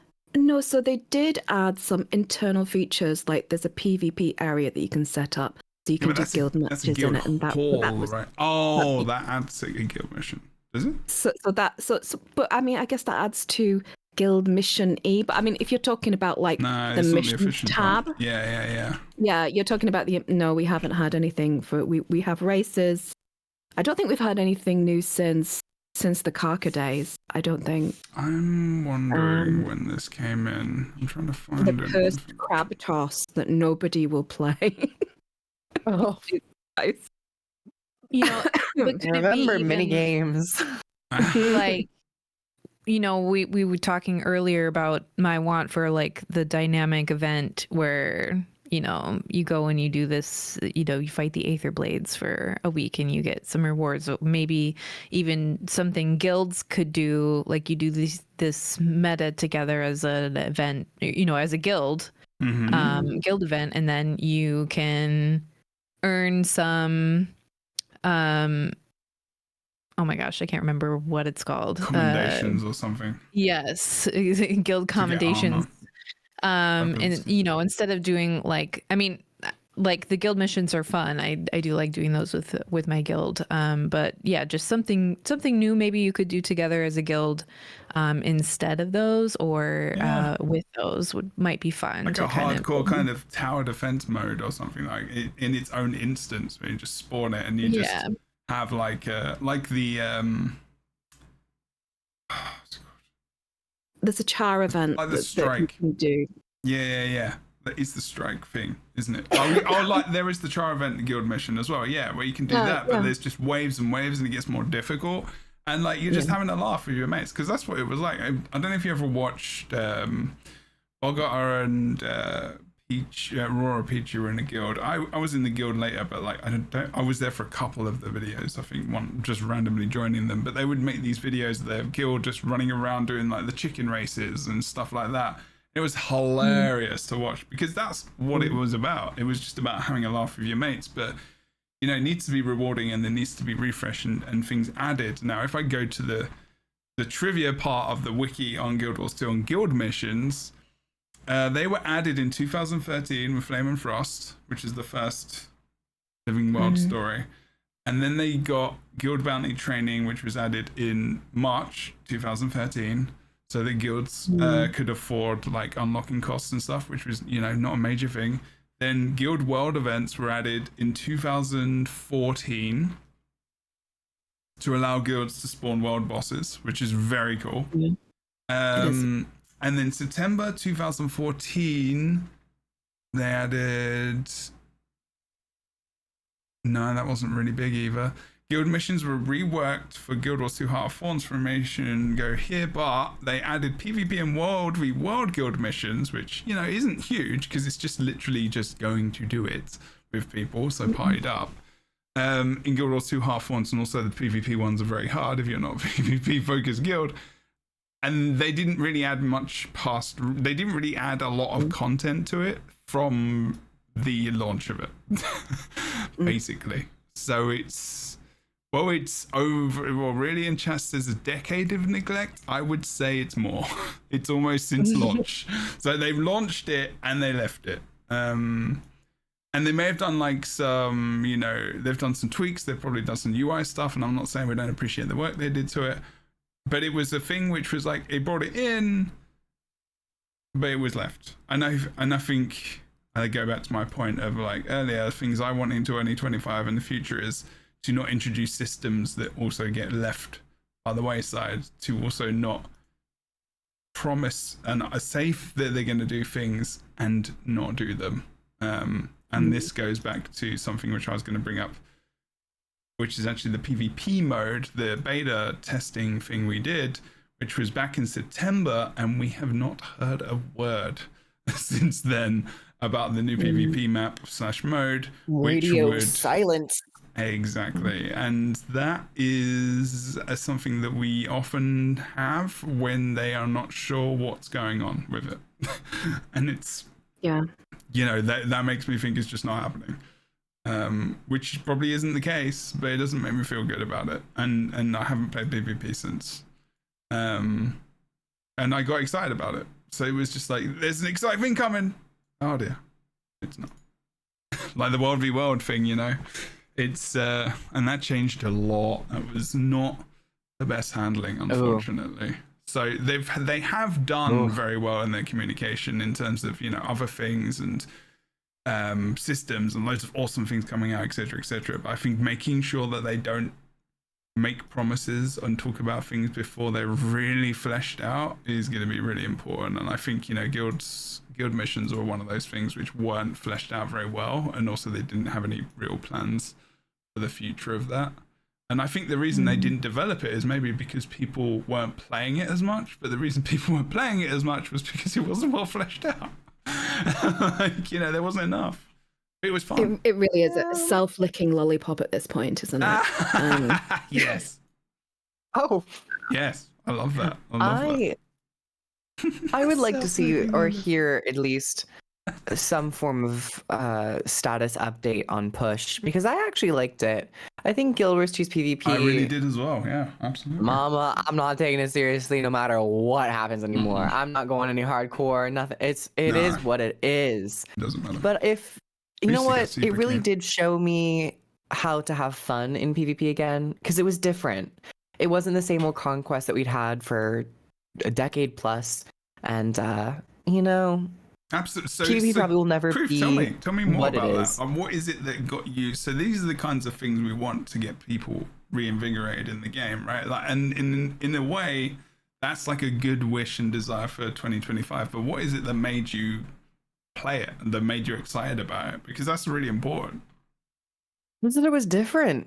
I mean, when you're doing when you're stuck doing the same thing for 13 years, you're like banging your head against the wall, being like, please let me get in a game where it's not being like match manipulated and bots and whatnot. So, you know, you kind of give up hope in terms of making it more of a competitive scene where it's like being taken seriously, and some people still take it seriously, and that's great. And there's still a lot of or you know, a good viewership, at least on Twitch, of people who want to see things like tournaments and where there are grand prizes and whatnot. But that's usually community driven. But when it comes from the game's perspective, all I can ask for is just newness and variety. Whenever I play a PvP game, I love games that have a combination of different quote unquote objectives where you capture the flag. Is it King of the Hill? Is it a conquest? Are you pushing a payload? Is it just deathmatch? Is it team deathmatch? Is it solo deathmatch?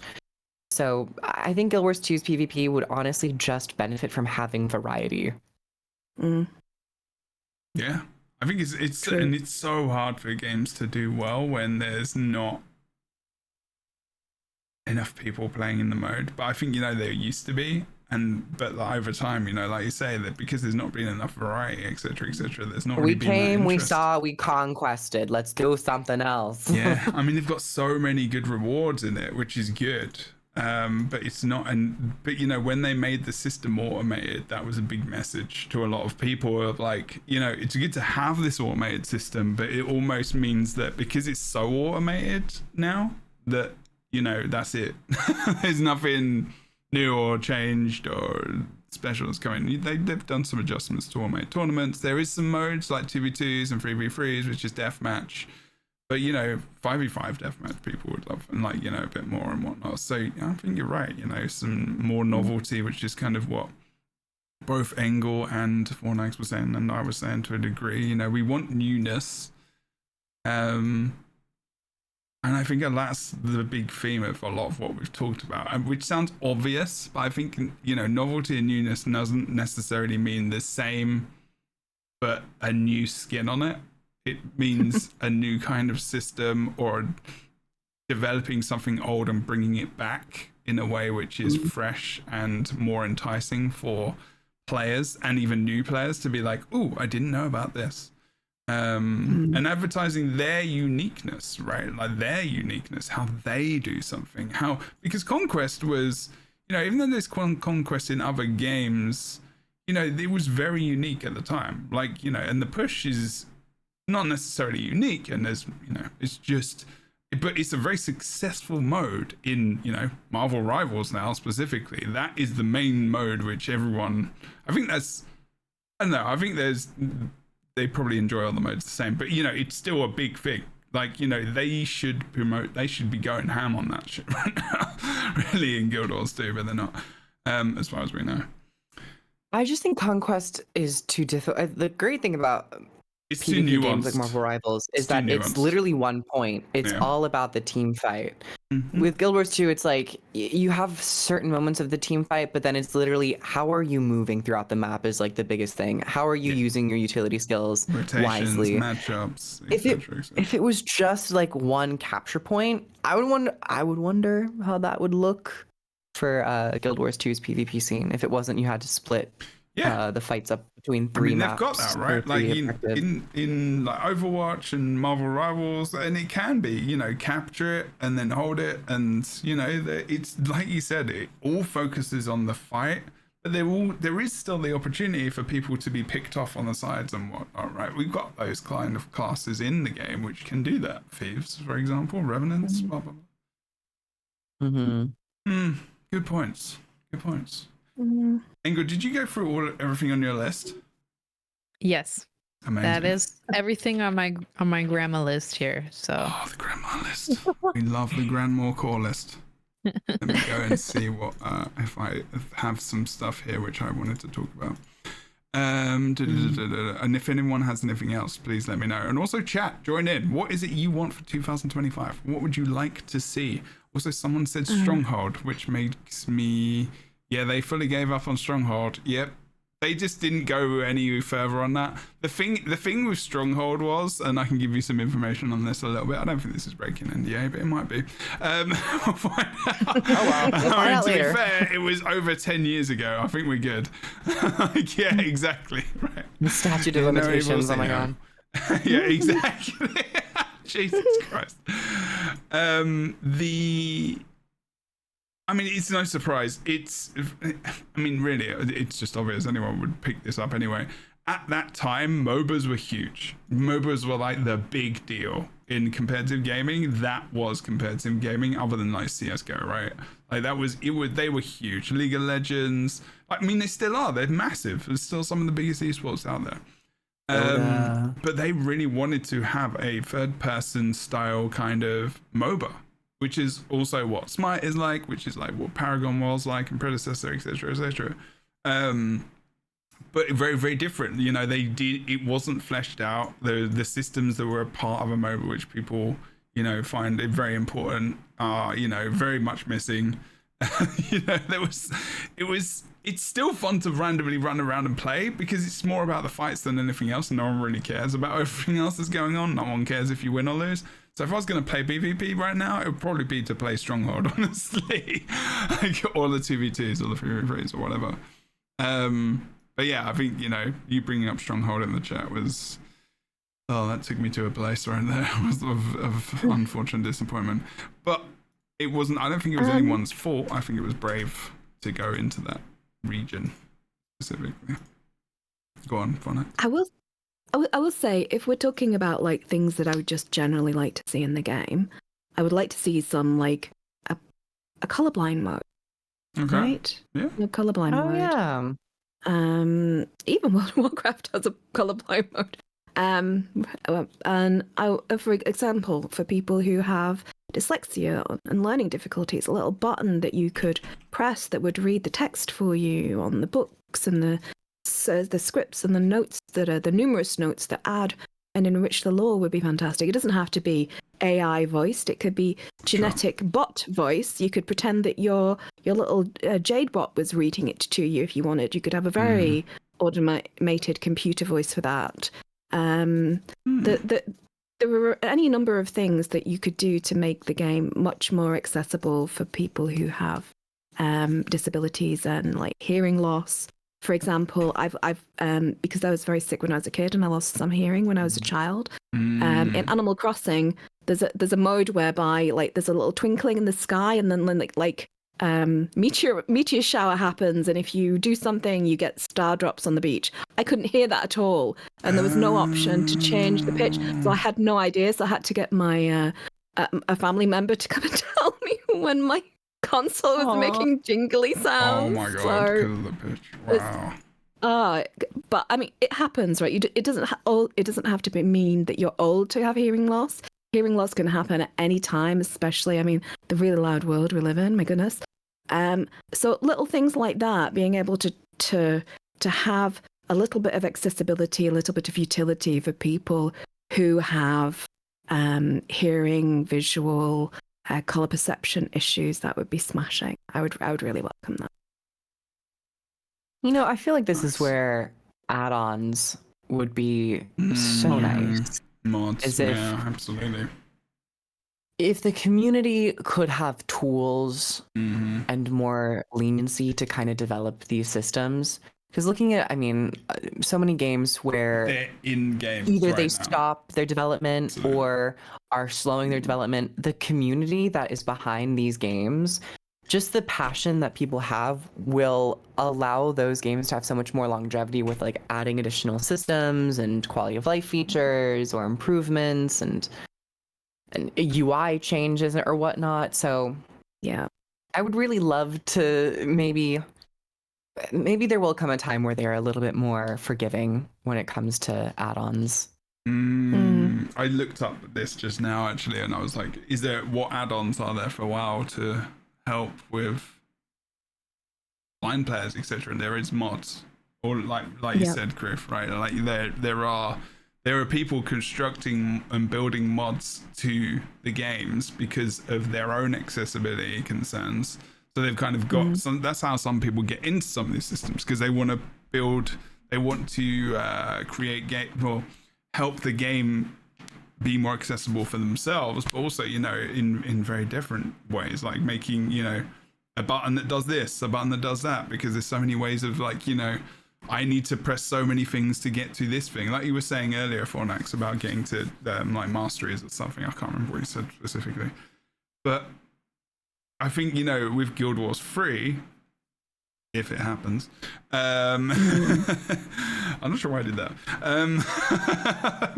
Well, then that doesn't make any sense. I don't know how this works. Sorry, that's an old friend's joke. Then, you know, that would, I think Guild Wars 3 has to allow people to mod. Like, Yeah. it has to allow them to. And I don't mean to excessive amounts, but like World of Warcraft has a lot, so does Elder Scrolls Online. You know, these things need to be they're really important for accessibility. If you're not going to have them in the game, and that's not going to be a focus, they're not big enough to do it. They allow people to do it, you know, because it's really important, and also it just allows people to have more interest and be like, because getting like modding an MMORPG is kind of, I find it kind of fun as well, to be like, oh, what's this new system? Oh, this thing flashes up. There's a boss over there that I didn't know was there, like, kind of thing, you know. And I'm not saying like do mods to do everything in the game, but like, you know, they can add some fun. And you can cherry pick the ones you want anyway for your own experience. You don't have to insert all of these things into your own game. Break the NDA for Guild Wars 3. We know nothing. We know, I don't like, think anyone knows. I mean, even if we did, I wouldn't tell you. Because I've got the longest NDA out of all of us, and I'm not going to break it now on a podcast episode. Like, I have never broken NDA for anything, and I will not do that now. It's coming out 2027. It's going to be Shadow of the Lagos. Right. Quote me now. Okay. I mean, Totally themed around clowns. that makes sense. Sorry. No, I think the only information anyone ever has is their just job posting website. That's Yes. literally all anyone has to go off of. and They're like like Unreal Engine 5. And Okay, cool. Some posts from devs and stuff on Twitter, which I think Engel and other people were talking about earlier. And there's also, we did get a big raid. Thank you very much from Cuny Dragon for the raid. Oh, hello. How are you doing? Yes, I remember you. It's been a while. I hope you're good. Thank you so much for watching. Welcome, everyone. The Guild Wars 2, a podcast, The Lightbringers. We are on Saturdays at 12 p.m. Pacific. Not every Saturday. Maybe once, twice a month. Depends what information is out there and what's coming out and what's about. But at the moment, we wanted to do a kind of show about 2025 and what we are wanting to come to the game. Hopes, dreams, shattered or not. Boob sliders. Batted? Shattered. because they could be realized and shouted at the same time. But I mean, and also so maybe as we start to think about winding down a little bit, even though the next thing I'm going to say might not help that. I love winding down. I'm just gonna put the booba. The booba was also blocked. I'm letting you say booba, just once. Someone said it on the podcast. I can't really not allow it. We have to free the booba. Guarantee Guild Wars 3 boob and bum slider. Of course. Definitely. I want very my respectful Norn. bum I want slider. my big beefy male Norn to be caked up. Ugh. That's fair. Double 2025. Ds. We will have a new expansion. You don't have to say We will. all of the details. We will have a new expansion. And they have said that Guild Wars 2 will be continuing for as long as it's going to continue for, which is going to be, they're not saying it's going to end. They, with the way they've talked about it, this is going on for years to come. We're going to make it for however long we make it, which is very valid. But they've said, no, that wasn't very good. That wasn't very clear. But that's what I said. But Josh Davis, etc., have said, for years to come. They've said years to come. So we can assume that there's going to be at least, 2 or 3 years at the very least. And honestly, how long does an MMO take to make? We know that it's at least 4 to 5 years. And if they started last year, we have got a while. And it ain't coming out before 2030.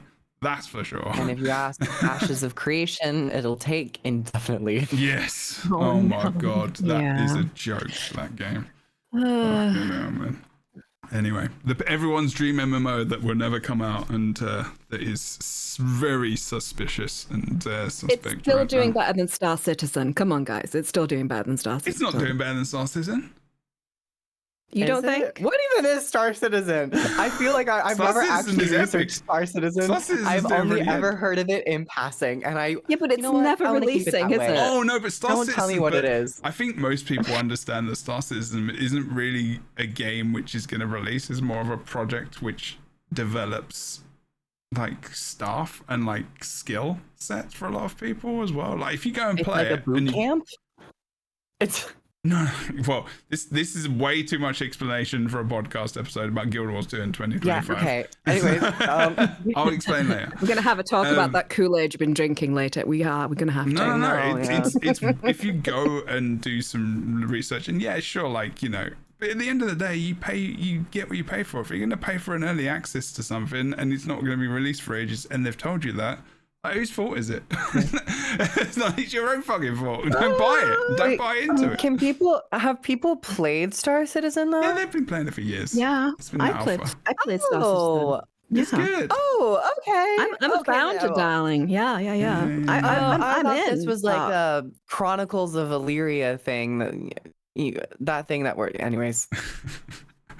But anyway, aside from that, yes, there's a massive amount of problems with it, but I don't think it's as bad as Ashes Creation, that's for sure. For them, yeah, all of it is bad. Anyway, what was I going to say? 2025. So, thinking about expansion, and also future. So where do you want to go? We don't have to go in depth. Oh, What would you want? Like Engel was talking about earlier, and we were talking about how there was this big, and this is pre-stream because we always talk about Guild Wars 2 before the podcast, and then we don't talk about the things we talk about in the pre-show. And then I'm like, ban doing that. I try. I tell people not to talk about it, and then I wander off, and everyone's talking about it, and I'm like, make sure you come back and bring it back. Sometimes we do. But it was about how... Oh, damn, I forgot what I was going to say. Fuck. Oh, Where my we want to God. go? Yeah, where we want to go, but it was... Oh, what were we talking about? Engel brought it back. Oh, damn you, ADHD. I was gonna say I also have ADHD, so there's no way I No, so does Fornax. Shit. And I was contemplating if I was gonna say something or not. So I just. Griff, do you I'm know not what I was helpful. going to say? It was about Engelbert talking about where we're gonna go next year. Yes, I next got it. expansion. I've got it. No, I've got it. Kind of. Okay. Yes. Hooray. But like you were talking about the big dragonness, which is over, like 10-year story, storyline. and Yeah. how now these are smaller stories in comparison, and the Guild Wars 3 would be, you know, the next big thing potentially, if that is what would happen, if Guild Wars 3 is going to be a thing, which most people seem to think is a thing, which is fair. Yeah. Do you think that they could do that with an expansion in Guild Wars 2 now? And if they were going to do it, what would it be? And if it's not going to be a Guild Wars 2 expansion, what would it be for Guild Wars 3? So basically, what do you think the next big thing is compared to the Dragon Saga that we just had? Maybe. So Do you want it? If you want it. I don't know if I know where I want the next big thing to go, but one thing I do hope they do with these smaller bits of story is that they keep finding ways to connect them. Yes. Because I feel like maybe where we are in the story with Janthier Wilds and after Soto, that's possible. We've seen like Iskaran and the Wizard's Tower kind of being involved in Janthier already. So I'm hoping that it all kind of connects in a way where we do see a bigger picture. And that's my hope, I guess, going forward in what we get in these next updates, but also in the next expansion, that we continue to see these characters from Janthier and from Soto continuing on into the next bit of story. Absolutely. Yes. Yeah, I like that. Because like you were saying, like they don't want to like create something and then just leave it. Yes. I would be really sad to like have met some of these really, really great characters that I'm like, oh, like I wish you were my friend. Can I hug, the Coden? I want to see more Coden Do you have to go in into my a deep life. south or some other kind of accent, like you're from Savannah or something? But that's Kroof. Oh, that's Kroof. Okay, yeah, that's true. That's true. Who was meant to go into that accent for a good period of time earlier, but didn't go for too long. You got disconnected. Sometimes the accents just come and go, much like my Discord connection. It's a little shoddy at times. That's fair. But you know what? We're gonna keep on keeping on, because in this life, you could take one foot, you put it in front of the other, and then you lift your leg and you put that foot in front of the other, and now you're walking. That's right. Yes, I think you're right. Like, it's important that and I'm sorry, I forgot to give a shout out to Cuna Dragon as well, so make sure you go follow them on Twitch. Yes, it is important to keep doing that. Yeah, absolutely. There are just some really good characters there that I think learning more about them and having the time with them, that's, we got a lot of time with the commander and the groups of people we've met along the way, especially Bram. Yeah, loving the sweatshirt, the Heart Bram sweatshirt. It's Bram week. It's Bram week, so I had to represent. It is Bram week. So that is amazing. You really go hard, don't you? In all things, 110%. Yes. I know all things. Excellent. Yeah. Thank you. Especially in decking halls, the long halls, and all of that fun stuff. So anyway, more time. Engel might have to become a full-time member of this podcast. They're fitting in very well. No pun intended. You've been very welcoming. I feel right at home. Excellent. Very cozy. Expansion 3, I mean, I echo a very similar sentiment that the storyline post Dragon Cycle, in my opinion, I feel like it has been building to something bigger, and we're in the building block stages. We're in the blueprinting of our next big villain arc. Nyos could have been that, but it ended up being like a small, like it almost was just the introduction of Nyos as the realm with its overall execution. I feel like that place in particular could have its own game. But as it is right now, we're continuing to dive deeper into a lot of these missed enemies and enemies beyond the veil, almost like pushing towards like a mist war. Not like world v world mist wars, but like the actual veil of the realms shatter and we are under attack by some like greater demon god like entity. So I feel like it's heading in that direction, but I personally am a little worried that this yearly expansion cadence might not be able to really deliver on what like a new game like a Guild Wars 3 could deliver in terms of that gravitas and the marketing and the budget and the scale. So part of me is like, this is all building to possibly another game out there in the distant future, but I'm not quite sure. I feel like I'm kind of taking these expansions as more some like interim content to the next big thing. Yeah. And I've yet to feel like we've hit the next big thing. Right. But that's interesting because how many years was Guild Wars 2 after Guild Wars? In game wise. Not 250. 250. 150 years. Yeah. Okay. So I guess if it was going to be towards the next thing, it would have to be very impactful on the world, right? It would have to be a huge thing for it to last potentially if it goes into the future or in a similar kind of vein of like it's 250 years, but also it doesn't have to be. It doesn't have to be 250 years. It can just be next year. No, it could be like 50 years. Yeah, it could be like, next month.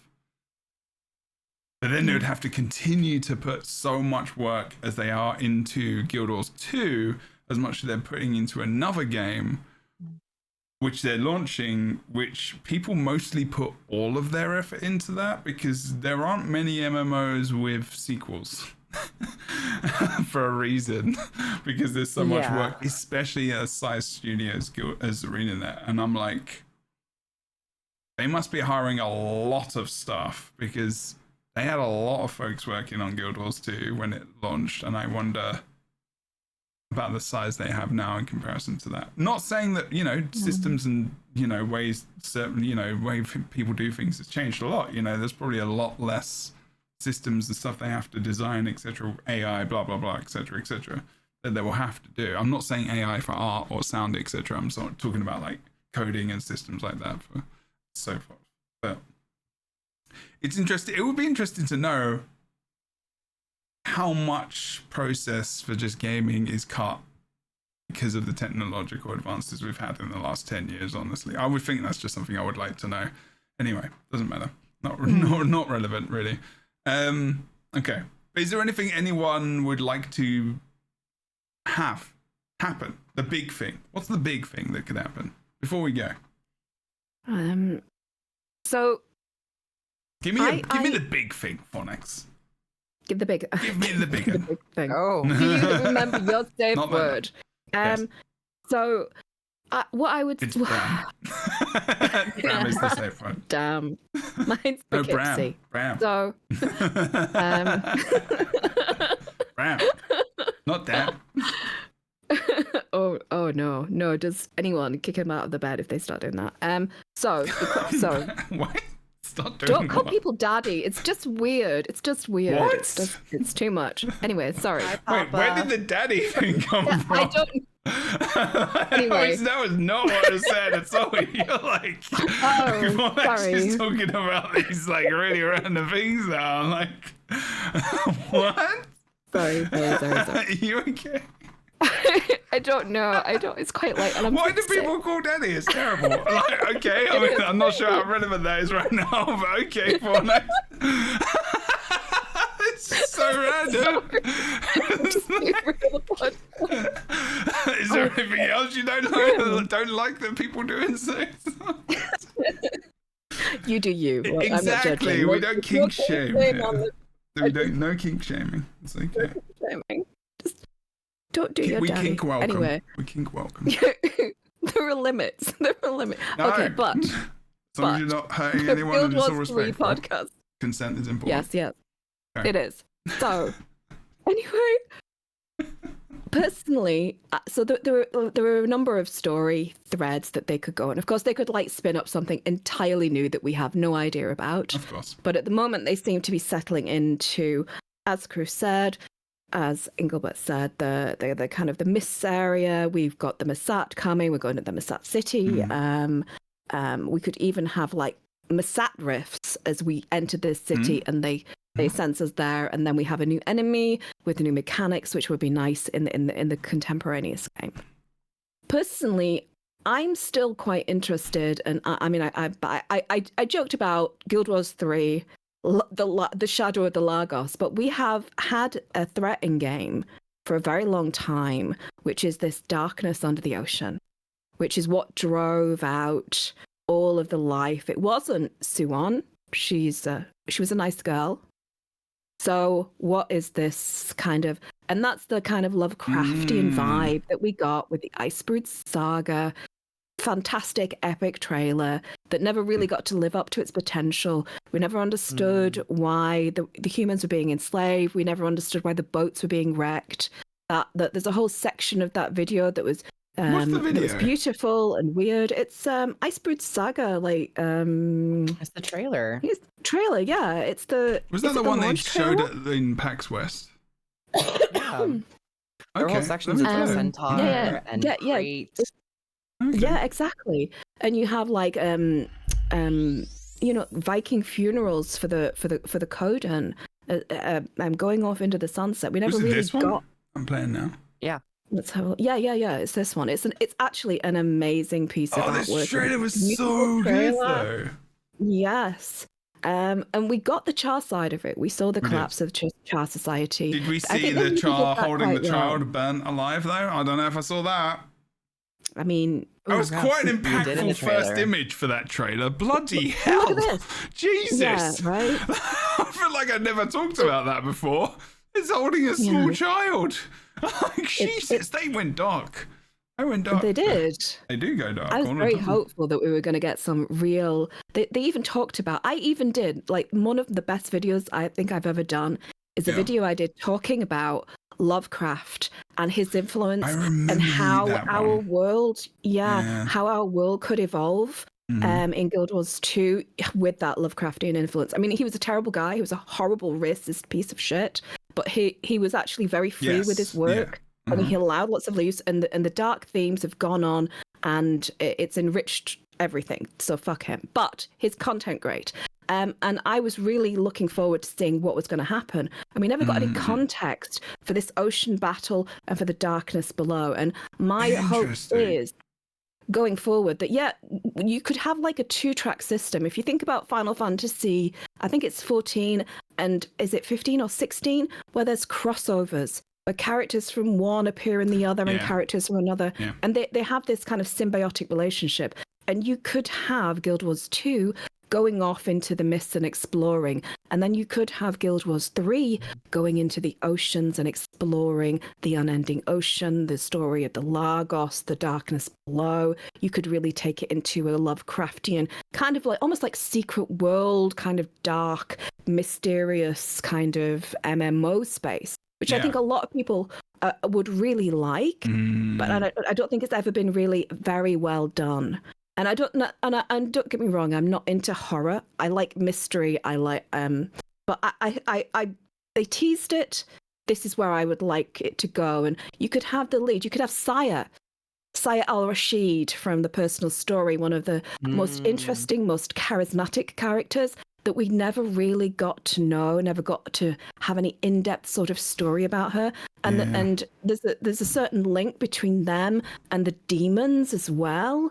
So I would love for them to explore that mythos in the game. That would be where my money went. Of course, if they want to lean into it, if they want to have a contemporaneous spin-off, then they could go to the human world, to the original planet of the humans, and have a brand new like people immigrants trying to go home to the human world to find out what happened to their world. And then they could spin off an entirely new story from that with an entirely new threat. And that could be piggybacked onto the myth, because that's really how we would have to get. But And you could have like a big event in Guild Wars 2, going over, cracking, finding out where the humans live, and doing all that, and then boom, it's like the introduction to Guild Wars 3, and then you move on to that story and that game. Absolutely. Good point about the trailer. Jesus. I totally forgot about it. I mean, it's been a while, right? I mean, it's 2015, 16? No, 17, 18? 2018. Yeah. Yeah, it's a while ago now. Yeah, that centaur part, and someone said in chat, Smudgem as well, like, what the hell was that about? What was that about? Yeah, they don't say anything, it's just sound. It is this fear that is your enemy. Oh, wait a minute. They had so many plans for Expert Saga that did not come to fruition. Just listening to the words, see if there's anything they actually say. Yeah, I mean, I feel like that was to do with like Coda. I feel like we were going to get to find out about Coda and what they are and the significance. I mean, we could still get that with Awaiting Sorrow, right? Mm-hmm. It's possible because their experience with Coda is very dark.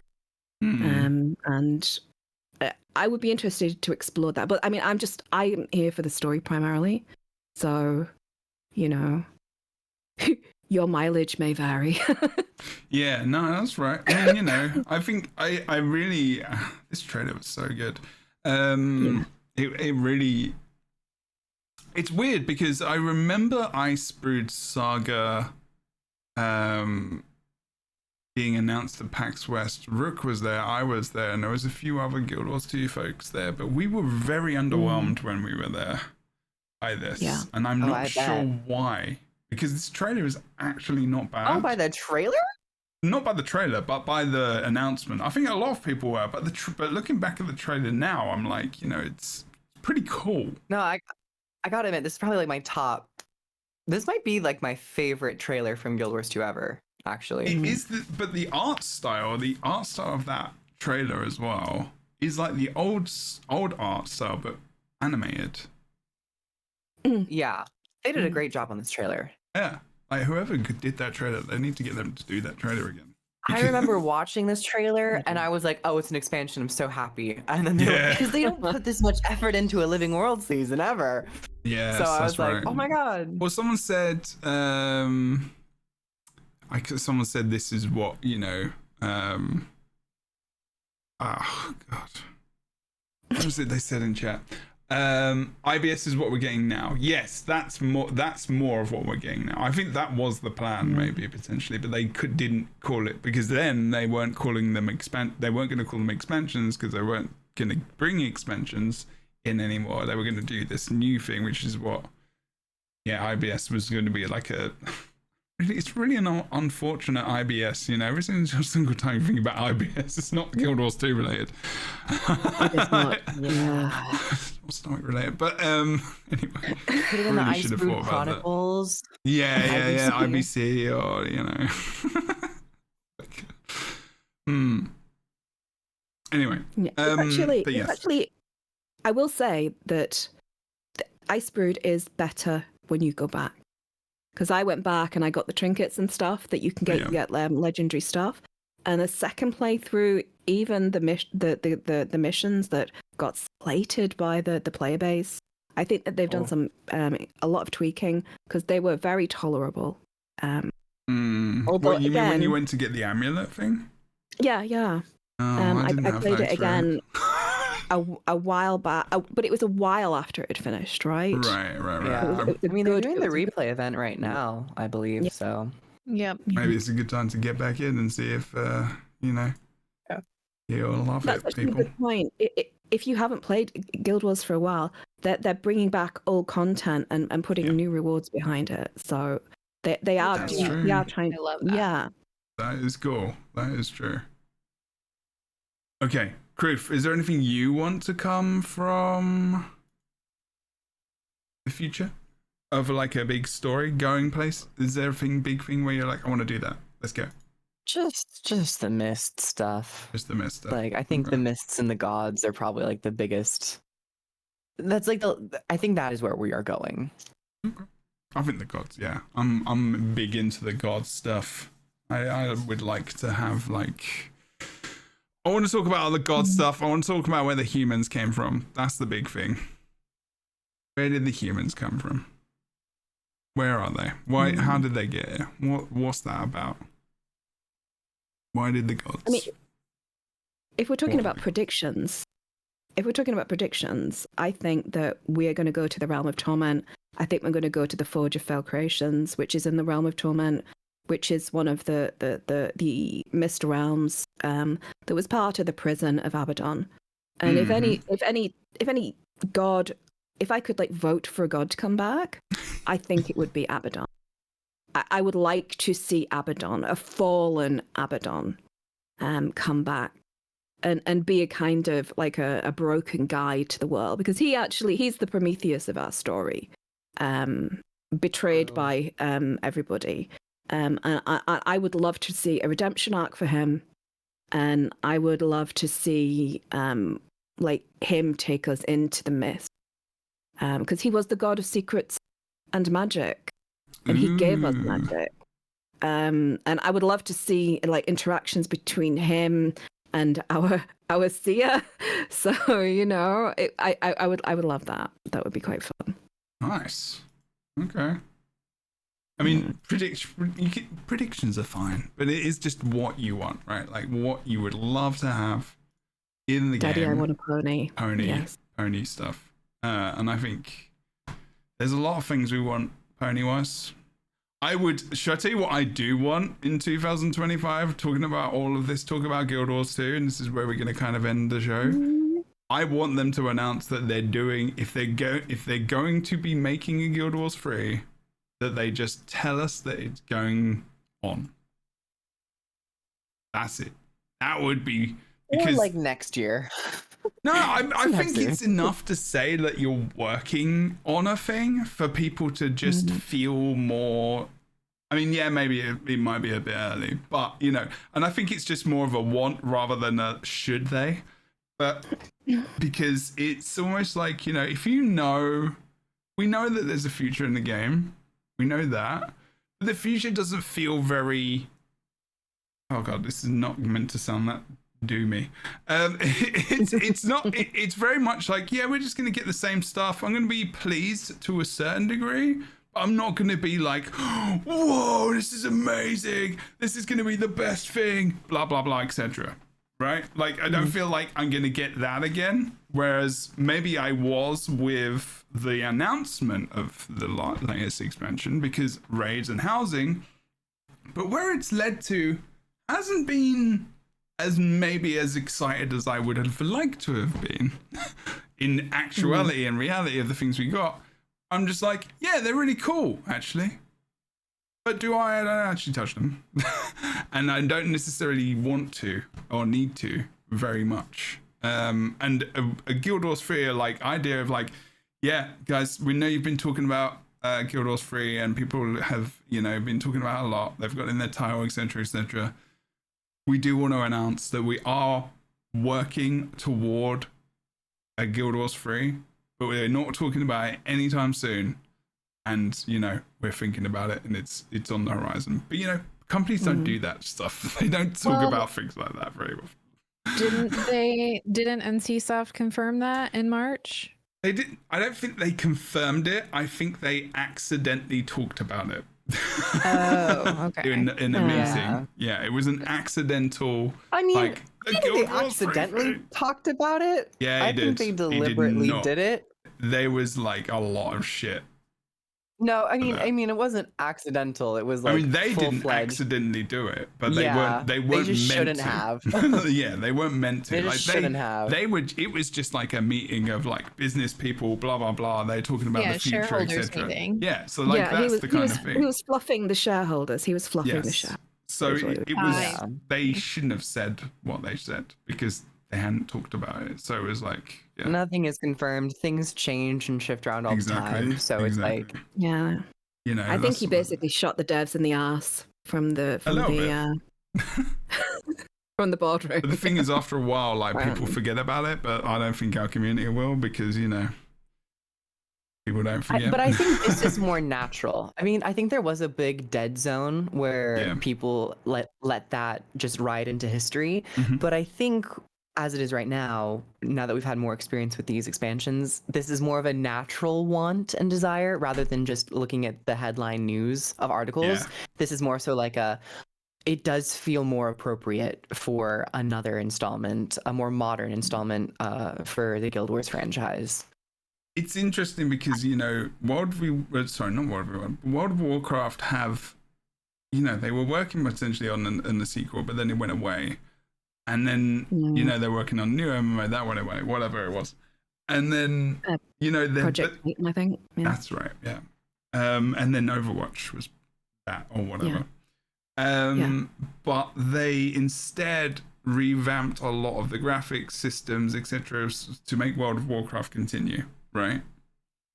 So they essentially like booted a second version right into the directly into the game. If you play classic and then you play the game now, I mean, it's very similar, obviously, but there's a lot of graphical updates. There's a lot of there's a lot of changes, but you're still in classic, right? But Guild Wars 2 can't. I don't think they can do that because of the spaghetti-ness of the code that we all know about from the building of it and how they also had to rush it out the door. And from playing it.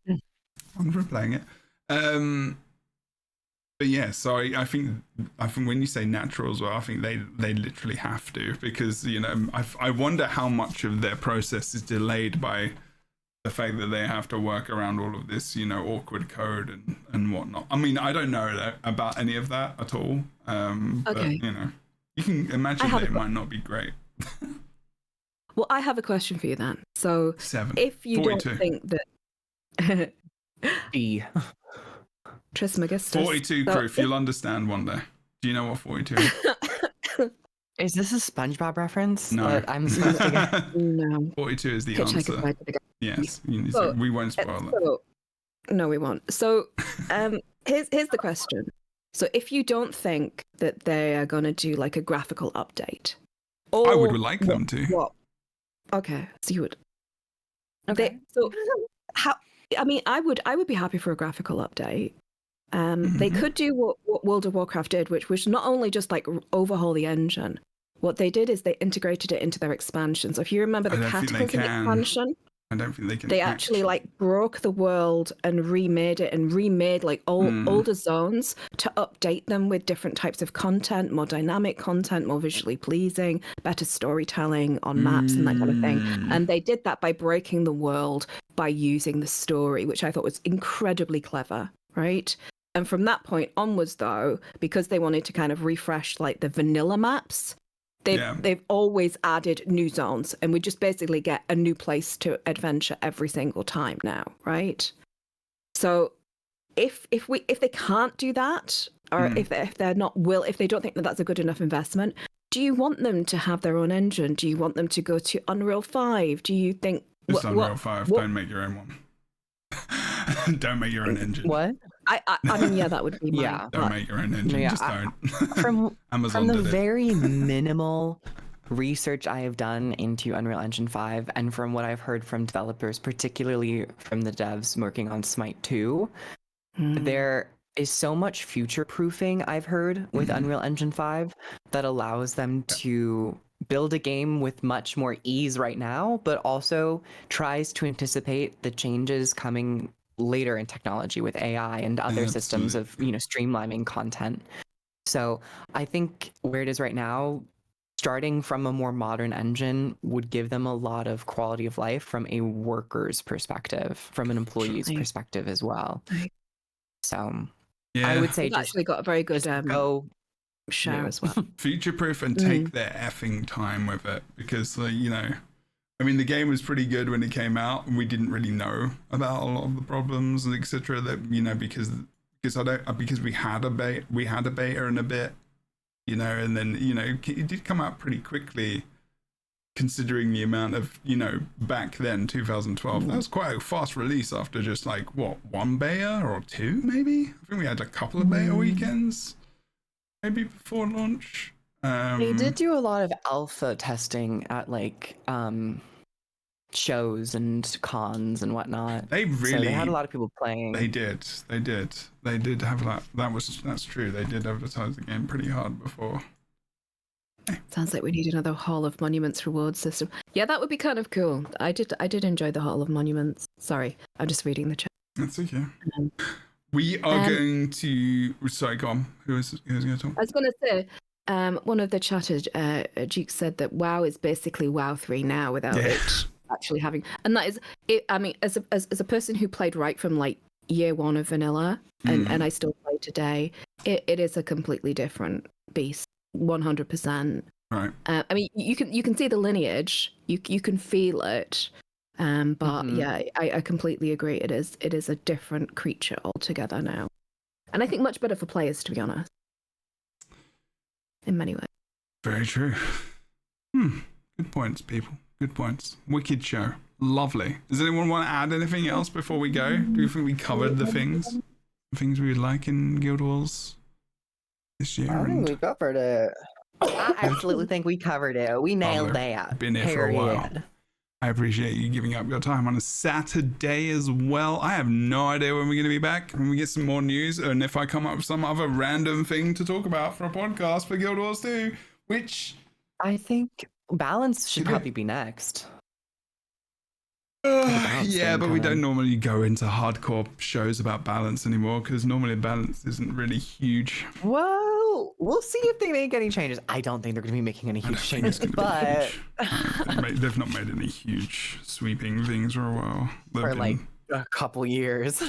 Yeah, absolutely. I mean, I think the big balance isn't balance. It's just the introduction of weapons we haven't got before, and that's the big stuff that we love to cover because. Yeah, and if you've got ideas for shows, chat, community, anyone watching online, and you want to comment, like, what would you want us to talk about? Because I would gladly do a show where we just have Q&A from viewers, but I need questions for that. So if you have questions that you want to ask us in future, we can do a Q&A episode in a couple of weeks, and you can ask us whatever you want with Guild Wars 2. We may talk about what we talked about here again, but. I think it's in questions. Send them over to me. Like tweet them at me, or not that. Fuck that. Post them to me on Blue Sky or whatever, or in our Discord. We've got a Discord if you want to go and join it. Otherwise, I mean, in chat, let us know if you would like us to just do a general like gaming and MMO podcast, so we could just talk about whatever we want in gaming. I mean, that might be nice, perhaps. I mean, that's something I want to do anyway, but I'm not sure if I have the time now. That's the problem. We gotta sub one of these podcasts for that. Maybe we could do that. We'll see. Okay. Forlex, what do you do? Where you do it? Tell us all of the things. I like that idea though. We could maybe do that instead. We could do that. We could instead. Anyway. Yeah, don't have to reinvent the wheel. Doesn't matter. Okay, so wheels. Hey, I can't do that. You know what I mean? You don't have to like. Anyway, we can probably talk about this later. Hey, I'm Fornex, the Crichton Herald. Thank you for inviting me onto the Lightbringers podcast. I really enjoy being with you. If you guys want to see my content, head over to YouTube or Blue Sky. And I'm still on Facebook at the moment for the Crichton Herald. All my work's there. And yeah, if you like chill, weird British woman talking about gaming and telling stories, then do head over there and show the channels. The end. And now called the Lightbringers, according to Daydreaming D in the chat. Lightbringers. I feel like that's really like kind of appropriate with the first discussion that we had today earlier about Christmas lights being upside down. Sorry. Oh my god. Light finger. Go and follow Forlex. All the stuff's in the description below if you do want to purchase the expansion or any others through their link or anyone else's. That will also be down in the description below. Joining us as well. Kroof, tell us what you do and where you do it. Hi everyone. Thank you for coming on by today. It was lovely to chat with you guys. It's always so much fun. But you can find me over at my YouTube at Kroof and also here on Twitch, Kroof_. doing a lot of Marvel Rivals content. Maybe I'm gonna branch out and just be a toxic competitive FPS player. But no. I'll play a support. So I'm gonna be submissive and ooh. Anyways, thank you for coming on by. It's been a pleasure. You went to wow. Thank you. Amazing. Thank you for that. And same with Kroof. You'll be able to find all of the bits and bobs in the description. Engel, your turn. That's what you do. What are you doing? It has been a pleasure to be on the podcast again, decking some halls. Thanks for having me. I'm Engelbertmeow. You can find me mainly on twitch.tv/EngbertMeow. I stream a lot of Guild Wars content there.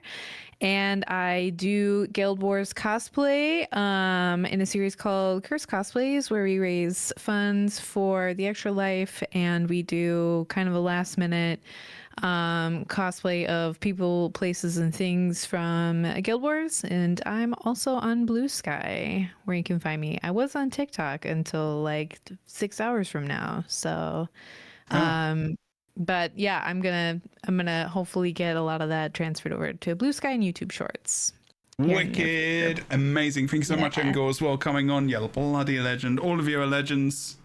We're going to end it there. Thanks so much for watching, everyone. Don't forget to check out the Lightbringers on YouTube, youtube.com/JebroUnity, on Spotify, Lightbringers Podcast, GW2. Google us. You'll find us everywhere. That's the first show of January. Thank you so much, Fornex, for that. And we will see you next time on Lightbringers Podcast. Thanks so much for watching, everyone. And I will raid you over to someone if you're here live. Stay around for that. Otherwise, thanks so much for watching. It was a good show. Everything's going to be okay. It's an exciting year for gaming and for Guild Wars 2. Bye, everyone. Don't forget to follow me as well. Twitch.tv/JebroUni. JebroUni on Blue Sky as well. See you soon, folks. Bye for now.